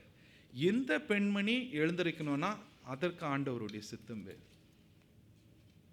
இந்த இடத்துல நம்ம பார்க்கும் பொழுது இங்கே அந்த பகுதியில் 42வது வசனத்தில் அப்போஸ்தலர் 9:42 இதோ யோப்பா பட்டணம் எங்கும் தெரிய வந்து அப்பொழுது அநேகர் கர்த்தரிடத்தில் விசுவாசம் உள்ளவர்கள் ஆனார்கள். அநேகர் கர்த்தரிடத்தில் விசுவாசம் உள்ளவர்கள் ஆனார்கள். இதுக்கு முன்பாக அங்கே லித்தா பட்டணத்தில் கூட செய்யும் பொழுது 9வது அதிகாரம் 35வது வசனத்தில் லித்தாவிலும் சாரோனிலும் குடியிருக்கிறவர்கள் எல்லோரும் அவனை கண்டு கர்த்தரிடத்தில் திரும்பினார்கள். ஆண்டவருடைய காரியம் ஒரு இடத்துல செய்யும்போது அதே காரியத்தை அடுத்த இடத்திலும் எல்லோருடைய வாழ்க்கையிலும் செய்யணும்னு அவசியம் கிடையாது. நாம போராடலாம், ஆண்டவரே இவர்களை உயிரோடு எழுப்பினீரே, ஏன் எங்களுக்கு பிரியமானவர்கள் மரித்த பொழுது ஏன் அவர்களை உயிரோடு எழுப்பல? நாம ஆண்டவர் இடத்துல போராடலாம், ஆண்டவர் இடத்துல சண்டை கூட போடலாம். ஆனா ஆண்டவருடைய சித்தமானது மாத்திரமே அங்கே நடைபெறும். இந்த பெண்ணை உயிரோடு எழுப்பினதற்கான காரணம் அது ஆண்டவருக்குரியது. ஆனால் அந்த இடத்துல செய்யப்படுகிற காரியம் என்னென்றால், அநேகரை ஆண்டவர் அங்கே விசுவாசத்துக்குள்ளாக அவர் அழைத்து வருகிறார். இந்த ஆண்டவர் மரித்தவரை உயிரோடு எழுப்பின அந்த ஆண்டவர் மரிக்கின்ற யாவரையும் சரி உயிரோடு எழுப்ப வல்லவராக இருக்கின்றார். 1 தெசலோனிக்கேயர் 4வது அதிகாரம் 16-17. 1 Thessalonians chapter 4 verse 16 and 17. ஏனெனில் கர்த்தர் தாமே ஆரவாரத்தோடும் பிரதான தூதனுடைய சத்தத்தோடும் தேவ எக்காலத்தோடும் வானத்திலிருந்து இறங்கி வருவார். அப்பொழுது கிறிஸ்துவுக்குள் மரித்தவர்கள் முதலாவது என்ன பண்ணுவாங்க? எழுந்திருப்பார்கள். பின்பு உயிரோடு இருக்கும் நாமும் கர்த்தருக்கு எதிர்கொண்டு போக மேகங்கள் மேல் அவர்களோடு கூட ஆகாயத்தில் எடுத்துக்கொள்ளப்பட்டு இவ்விதமாய் எப்பொழுதும் கர்த்தருடனே கூட இருப்போம். இந்த தபித்தாளை உயிரோடு எழுப்பின ஆண்டவர் நமக்கு பிரியமாக மரித்து போனார்களே அவர்களையும் உயிரோடு எழுப்புவார். நாமும் ஒரு நாள் மரணத்தை சந்திக்கும் பொழுது நம்மையும் உயிரோடு எழுப்புவார். அன்றைக்கு தபித்தாளை உயிரோடு எழுப்பின ஆண்டவருக்கு இப்போ வல்லமை இல்லை, கிடையாது. இன்றைக்கும் அவரால் எழுப்ப யாரை சித்தம் கொண்டிருக்கிறாரோ என்ன பண்ண முடியும்? மரித்த யாராக இருந்தாலும் சரி, லாசருவை போல கல்லறையில் 4 நாள் இருந்தாலும் சரி, யாராக இருந்தாலும் சரி, அவருக்கு சித்தமானவர்களை நிச்சயமாக ஆண்டவர் எழுப்ப வல்லமை உள்ளவர். அவருடைய சித்தத்தின் பிரகாரமாக மாத்திரமே செய்வார். அவருடைய சித்தம், அவருடைய வழி நடத்துதல். நாம் இன்றைக்கு போராடி கொண்டிருக்கலாம். ஏன் எனக்கு பிரியமானவர்கள் என்னை விட்டு போயிட்டாங்களே, ஏன் ஆண்டவரை எடுத்துக்கொண்டீர்கள்? பதில் வராது. Let me repeat to you. You might be fighting with God and asking why you took my loved one. You won't get an answer. You won't get an answer. காரணம் என்ன தெரியுமா? ஆண்டவர் என்னதான் பதில் சொன்னாலும் புரியாது. ஒன்று துக்கம், சோகம், இல்லை ஆண்டவர் மேலே கோபம். ஆண்டவர் பதில் சொல்கிற காரியத்தில் நமக்கு புரியவே புரியாது. ஆனால் ஆண்டவர் செய்கிற காரியம் என்ன தெரியுமா? நம்மை அரவணைத்து நம்மோடு பக்கத்தில் இருக்கிறார், அவ்வளோதான். All that he does just hold us and just his presence is there with us. நம்ம கேள்விகளுக்கு என்னதான் அவர் பதில் கொடுத்தாலும் நம்மளால் புரிந்து கொள்ள முடியாத ஒரு சூழ்நிலை. ஆனால் ஆண்டவர் தொடர்ந்து அவர் நம்மோடு இருக்கின்றார். இந்த மரித்த தபித்தாளை உயிரோடு எழுப்பின ஆண்டவர் நம்மையும் உயிரோடு எழுப்ப வல்லவர். ஆனால் மரணம், நம்ம எப்பேற்பட்ட மரணத்தை குறித்து பேசிக்கொண்டு இருக்கின்றோம்? உடல் சரீரத்தின் பிரகாரமாக இருக்கிற மரணம், அதை நாம் பார்த்து கொண்டு இருக்கிறோமா? இந்த ஆத்மா பாவத்தில் மடிந்து கொண்டிருக்கிறது, பாவத்தின் அடிமைத்தனத்தில் செத்து கொண்டிருக்கிறது. இதை குறித்ததான கரிசனை எப்படி? We ask for the physical death, Lord resurrect us, but how about the soul that is dying each and every day in sin? And many a times it doesn't know that it's dying in sin. It thinks that it is living, but actually it is dying. பாவத்தில் மரித்து கொண்டிருக்கிற இந்த ஆத்மாவை உயிர்ப்பிக்க வல்லவர் ஆண்டவராகிய இயேசு கிறிஸ்து மாத்திரமே. இந்த மரித்த பாவத்தில் இருக்கிற நம்மை மீட்டெடுக்க வல்லவர் இந்த ஆண்டவர் ஒருவர் மாத்திரமே. நம்ம ஒவ்வொருவரையும் அவர் மீட்டெடுத்திருக்கின்றார். தம்முடைய இரத்தம் சிந்தி ஆண்டவர் மீட்டெடுத்திருக்கின்றார். கிறிஸ்துவுக்கு பிரியமானவர்களே, தபித்தாளே எழுந்திரு, திருச்சபையே எழுந்திரு. தபித்தாள் எப்படி இருந்தா? செத்து போயிருந்தவள திருச்சபையே எழுந்திரு. அப்ப திருச்சபை செத்துருச்சா? Is the church dead? Okay, let me bring it even more personally. Is Amokyo Tamil Methodist Church dead? பாருங்களேன், பதில் ஒரே பதில் தான். No. Certainly not. The church is not dead and it will never die. It will be always alive. ஏன்? உயிர்த்தெழுந்த ஆண்டவனுடைய திருச்சபை, அவர் ரத்தம் சிந்தி மீட்டு கொண்ட திருச்சபை. ஆனால் நாம நிறைய பேர் சொல்ல கேட்டிருப்போம், ஐயோ அந்த சபையா, அது என்ன? உயிர் இல்லாத சபை, அது செத்து போன சபை. ஒருவேளை ஒரு சிலர் நம்ம சபையை கூட சொல்லியிருக்கலாம், இல்லை அமோக்கியஸ் சர்ச்சா, இந்த மெத்தடிஸ்ட் சர்ச்சா, அதில் உயிரே இல்லை. அவர்கள் சொல்வதற்கான வித்தியாசமான காரணங்கள் உண்டு. அவர்கள் சொல்லுகிற காரியம் நன்றாக யோசித்து பார்த்தீங்கன்னா, அவங்க எதிர்பார்க்கிற காரியம் இங்கே நடக்கலை, இல்லை அவங்க எதிர்பார்த்து வந்த காரியம் இங்கே கிடைக்கல.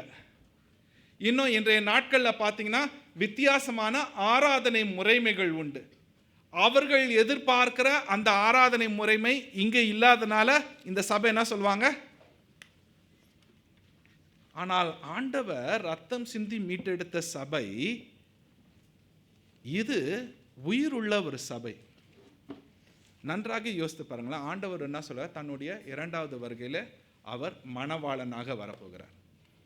மணவாட்டி யார்? மணவாட்டி செத்து போன சபையா? செத்து போன சபைக்காக ஆண்டவர் வருகிறார்.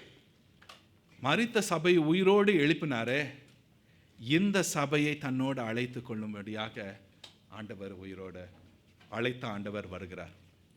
கிறிஸ்துவுக்கு பிரியமானவர்களே, உங்களிடத்துல நான் கேட்டுக்கொள்ளுகிற ஒரு காரியம், எந்த ஒரு சபையிலும், எந்த ஒரு சமயத்திலும், எந்த ஒரு சூழ்நிலையிலும், எந்த ஒரு சபையையும் பார்த்து இது செத்து போன சபைன்னு சொல்லாது.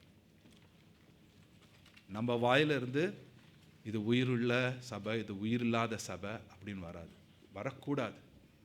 நீங்களும் நானும் ரத்தம் சிந்தலை, நீங்களும் நானும் அந்த சபையை கட்டலை, நீங்களும் நானும் அந்த சபையை வாழும்படியாக ஜீவிக்கும்படியாக அந்த சபைக்கு ஜீவனை கொடுக்கல, கொடுக்கவும் முடியாது, செய்யவும் முடியாது. இந்த சபை, ஒரு சபை நிற்கின்றது என்றால் அந்த சபை நிற்க செய்கிறவர் ஆண்டவர்.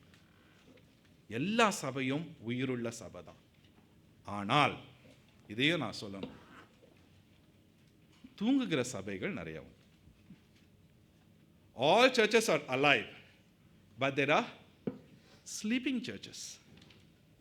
தங்களுக்கென்று ஒரு சில ஒரு என்ன பண்ணுவாங்கன்னா, ஒரு பவுண்டரி வச்சுட்டு அவ்வளோதான், மற்றவர்களை குறித்த கரிசனை இல்லாமல் தங்களுக்குள்ளாகவே வாழ்ந்து கொண்டு இருக்கிற ஒரு சபைகள்.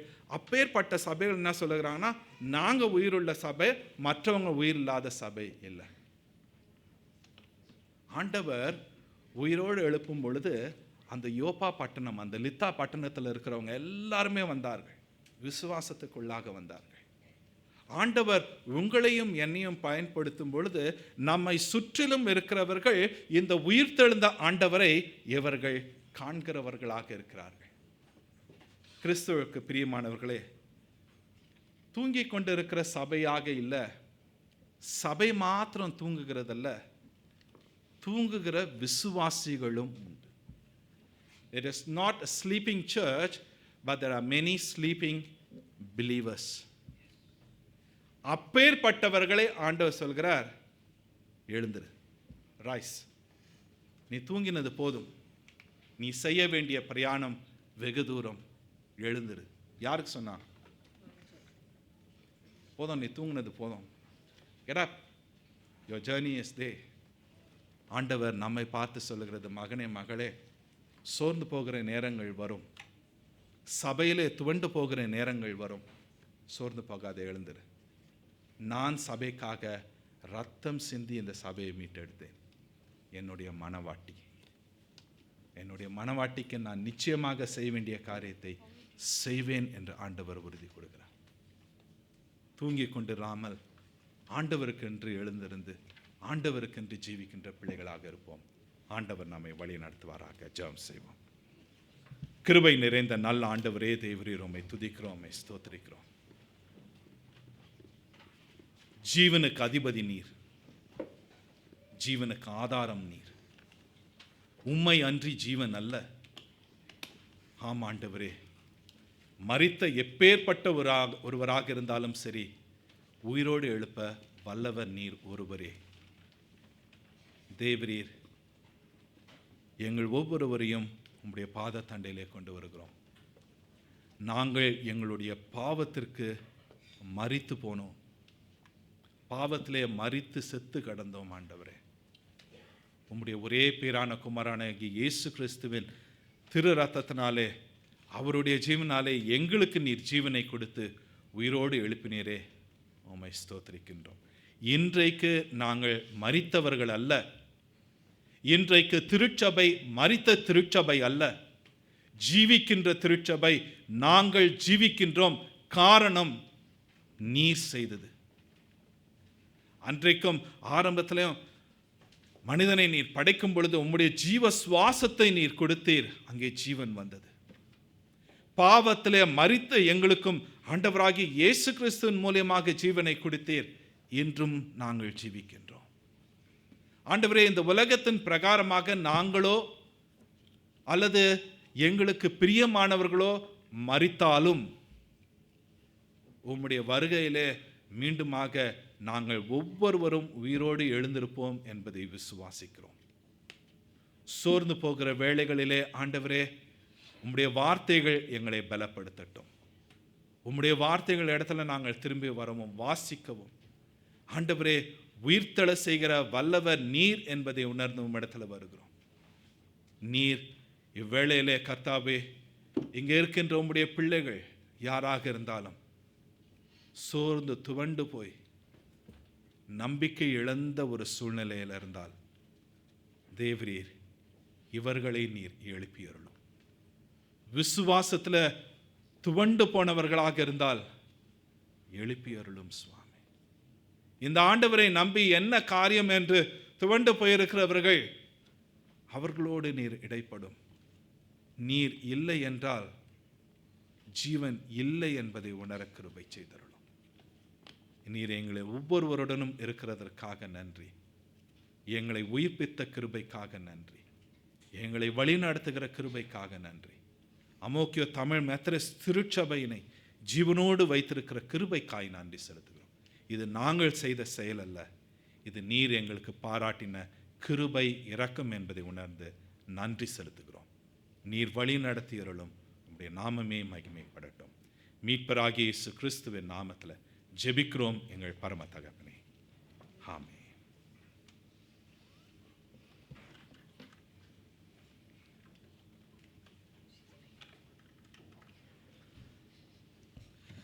சபையார் யாவரும் எழுந்து நின்று காணிக்கை பாடலாக நின்றவாறே சபையார் யாவரும் எழுந்து நின்று காணிக்கை பாடலாக அற்புத தேவனின் செய்கைகள் யாவும் என்ற பாடலை பாடுவோம். அப்பொழுது இரண்டாம் காணிக்கை எடுக்கப்படும்.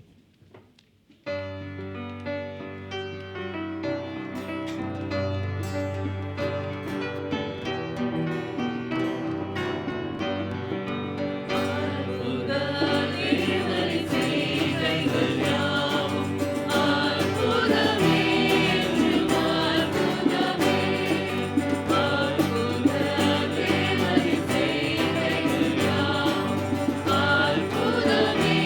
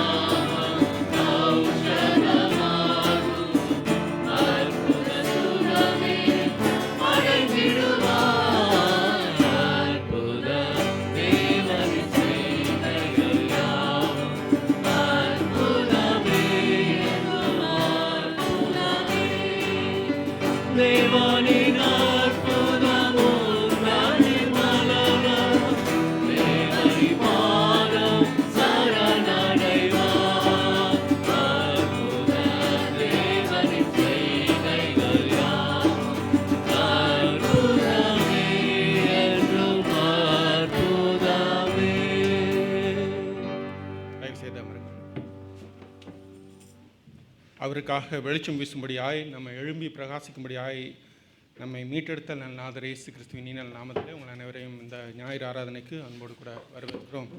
இன்றும் கூட நம்மோடு கூட முதல் முறையாக சகோதரி சுமதி வந்திருக்கிறாங்க. நம்மளுடைய ஆராதனையில் கலந்து கொள்ள உங்களை அன்போடு கூட வரவேற்கிறோம். அதே போல் சகோதரி ஸ்வீட்டியோட அம்மா அமுதா வந்திருக்கிறாங்க. உங்களை அன்போடு கூட வரவேற்கிறோம். அம்மா தொடர்ந்து ஆராதனைக்கு பின்பதாக நம்முடைய ஐக்கியங்களை நீங்கள் கலந்து கொள்ளும்படியாக அன்போடு கூட கேட்டுக்கொள்கிறோம். ஒரு சில அறிவிப்புகளை நாம் பார்ப்போம்.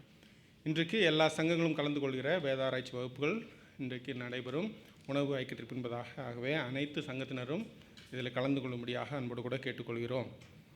பெண்கள் சங்கத்தினுடைய வேதாராய்ச்சி வகுப்புகளுக்கு பின்பதாக ஆனாஸ் பிரேயர் எடுக்கப்படும். ஆகவே தயவாய் பெண்கள் சங்கத்தில் உள்ள அனைவரும் இந்த ஆனாஸ் பிரேயரில் கலந்து கொள்ளும்படியாகவும் கேட்டுக்கொள்கிறோம். மூத்தோருக்கான சுவிசேஷ கூட்டம் இன்றைக்கு அவங்களுடைய ஐக்கியத்தின் நேரத்தில் நடைபெறும். சகோதரி சலோமி மனோஜ் அதை நடத்துகிறார்கள். மூத்தவர்களுக்காக ஜெபித்துக் கொள்ளுங்கள். ஒவ்வொருத்தரும் அவங்களோட ஆண்டவரை பற்றி கொண்டு அவங்களுடைய வாழ்க்கையை நடத்தி வருகிறார்கள். தொடர்ந்து மற்றவங்களுக்கும் சுவிசேஷத்தை சொல்லும்படியான ஒரு வாய்ப்பு வந்திருக்கிறது. ஆகவே நீங்கள் மூத்தவர்களை உங்களுடைய ஜெபங்களை தாங்கும்படியாக கேட்டுக்கொள்கிறோம். அதே போல் இன்றைக்கு நமக்கு வேதாராய்ச்சி வகுப்புகளுக்கு பின்பதாக நம்முடைய FIS இந்திய சகோதரிகளின் ஐக்கியம் மதர்ஸ் டே செலிப்ரேஷனாக கொண்டாடப்படுகிறது. 1 மணிலேருந்து 4 மணி வரை. ஆகவே அநேகம் பேர் இதற்காக பிரத்யேகமாக உழைத்து வருகிறீர்கள், ஜெபித்து வருகிறீர்கள். தொடர்ந்து இந்த ஊழியத்தை உங்கள் ஜெபங்களை தாங்கும்படியாக அன்போடு கூட கேட்டுக்கொள்கிறோம். மேலும் விவரங்கள் தேவையானால் சகோதரி ரம்யா அல்லது சகோதரி ஜூலியட் நெல்சனை நீங்கள் தொடர்பு கொள்ளலாம். ஆல்டஸ் கேட் விரிவுரை மற்றும் ஆராதனை வருகிற வியாழக்கிழமையும் வெள்ளிக்கிழமையும் நடைபெறும். தெலக்கோயர் சைனீஸ் மெத்தடிஸ்ட் சர்ச்சில் வைத்து நம்முடைய bishop emeritus doctor Robert Solomon இதை நடத்துகிறார். ஆகவே நீங்கள் இதில் ரெஜிஸ்டர் செய்து நீங்கள் கலந்து கொள்ளும்படியாக அன்போடு கூட கேட்டுக்கொள்கிறோம். இந்த வாரம் வெள்ளிக்கிழமையும் சனிக்கிழமையும். அதே போல் போன வாரமே நம்ம அறிவித்தபடியாக வொர்ஷிப் லீடர்ஸ் மற்றும் சாங் ரைட்டர்ஸ் உங்களுக்கு ஒருவேளை ஆண்டவருக்காக பாடல்களை எழுதுகிற தாளந்து அல்லது அதற்குரிய ஆர்வம் இருக்குமானால் தயவாய் நீங்கள் இந்த 7ஆம் தேதி ஜூலை மாதம் 7ஆம் தேதி திங்கட்கிழமை நடக்கிற இந்த ஒர்க் ஷாப்பில் நீங்கள் கலந்து கொள்ளும்படியாக அன்போடு கூட கேட்டுக்கொள்கிறோம். அதே வாரத்தில் நம்முடைய சபையினுடைய 45வது ஆண்டு விழாவை நம்ம கொண்டாடுறோம். அதற்காகவும் நீங்கள் பாடல்கள் எழுதலாம். ஆகவே தயவாய் இந்த நாளை குறித்து கொள்ளுங்கள். உங்களுக்கு ஆண்டவர் இந்த கால் கொடுப்பாருன்னா தயவாய் நீங்கள் வந்து இந்த நாளில் அதில் கலந்து கொள்ளும்படியாக கேட்டுக்கொள்கிறோம். இந்த QR கோடு உங்களுக்கு அனுப்பி வைக்கப்படும். மெத்தடிஸ்ட் ஸ்கூல் ஆஃப் மியூசிக்லேருந்து இதை நடத்துகிறார்கள்.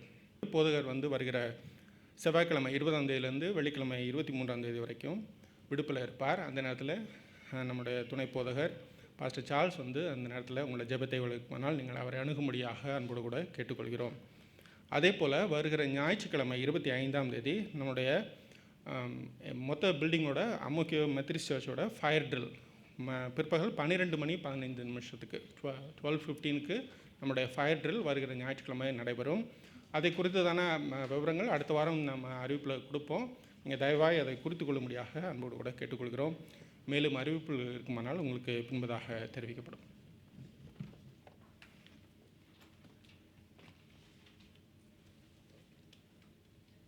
நாம் யாவரும் எழுந்து நின்று இந்த மாதத்தின் மனப்பாட வசனத்தை வாசித்து ஜெபித்து ஆசீர்வாதத்தை பெற்றுக்கொள்வோம். அப்போஸ்தலர் 9வது அதிகாரம் 15, 16வது வசனம் நாம் சேர்ந்து வாசிப்போம். அதற்கு கர்த்தர், நீ போ, அவன் புறஜாதிகளுக்கும் ராஜாக்களுக்கும் இஸ்ரவேல் புத்திரருக்கும் என்னுடைய நாமத்தை அறிவிக்கிறதற்காக நான் தெரிந்து கொண்ட பாத்திரனாய் இருக்கிறார். அவன் என்னுடைய நாமத்தின் நிமித்தம் எவ்வளவாய் பாடுபட வேண்டும் என்பதை நான் அவனுக்கு காண்பிப்பேன் என்றார். ஜெபம் செய்வோம். கிருபை நிறைந்த எங்கள் நல்ல ஆண்டவரே, உம்மை துதிக்கிறோம், உம்மை ஸ்தோத்திரிக்கின்றோம். ஜீவனை நீர் எங்களுக்கு கொடுத்த கிருபைக்காக நன்றி செலுத்துகிறோம். ஆண்டவரே, இந்த வாழ்க்கை உம்முடைய நாமத்தின் மகிமைக்காக நாங்கள் வாழவும், ஆண்டவரே உமக்கென்று நாங்கள் செய்ய வேண்டிய காரியங்களை சந்தோஷத்தோடு ஒன்றிணைந்து ஆண்டவரே உம்மை துதிக்கும்படியாக செய்ய எங்களை ஒப்புக் கொடுக்கின்றோம். தேவரீர் திருச்சபையில் மாத்திரமல்ல ஆண்டவரே, இந்த உலகத்தில் நாங்கள் இருக்கிற வேளையிலும் ஆண்டவரே உயிர்ப்பிக்கப்பட்டவர்களாக உயிர்த்தெழுந்த ஆண்டவரின் பிள்ளைகளாக இருக்கிறோம் என்பதை உணர்ந்தவர்களாக ஆண்டவரே உம்மை பிரதிபலிக்க எங்களை நீர் ஆட்கொள்ளும், எங்களை வழி நடத்தியருளும். எங்களை நாங்கள் உம்முடைய கரத்திலே ஒப்புக் கொடுக்கின்றோம். உம்முடைய நாமமே மகிமைப்படட்டும். மீட்பராகிய இயேசு கிறிஸ்துவின் நாமத்திலே ஜெபிக்கிறோம் எங்கள் பரம தகப்பனே, ஆமென். கர்த்தரானவர் உங்களை ஆசீர்வதித்து காப்பாராக. கர்த்தரானவர் தம்முடைய திருமுகத்தை உங்கள் மீது பிரகாசிக்க செய்து உங்கள் பேரில் கிருபை உள்ளவராயிருப்பாராக. கர்த்தரானவர் தம்முடைய திருமுகத்தை உங்கள் மீது ஏறெடுத்து உங்களுக்கு சமாதானம் கட்டளையிடுவாராக. நம்முடைய ஆண்டவராகிய இயேசு கிறிஸ்துவின் கிருபையும் பிதாவாகிய தேவனுடைய அன்பும் பரிசுத்த ஆவியானவருடைய ஐக்கியமும் ஒத்தாசையும் வழி நடத்துதலும் நம் ஒவ்வொருவருடனும் நம்முடைய குடும்பத்தின் மக்களுடனும் திருச்சபை மக்களுடனும் என்றும் என்றும் சதா காலங்களிலும் இருந்து ஆசீர்வதித்து வழி நடத்தி காப்பதாக. ஆமென்.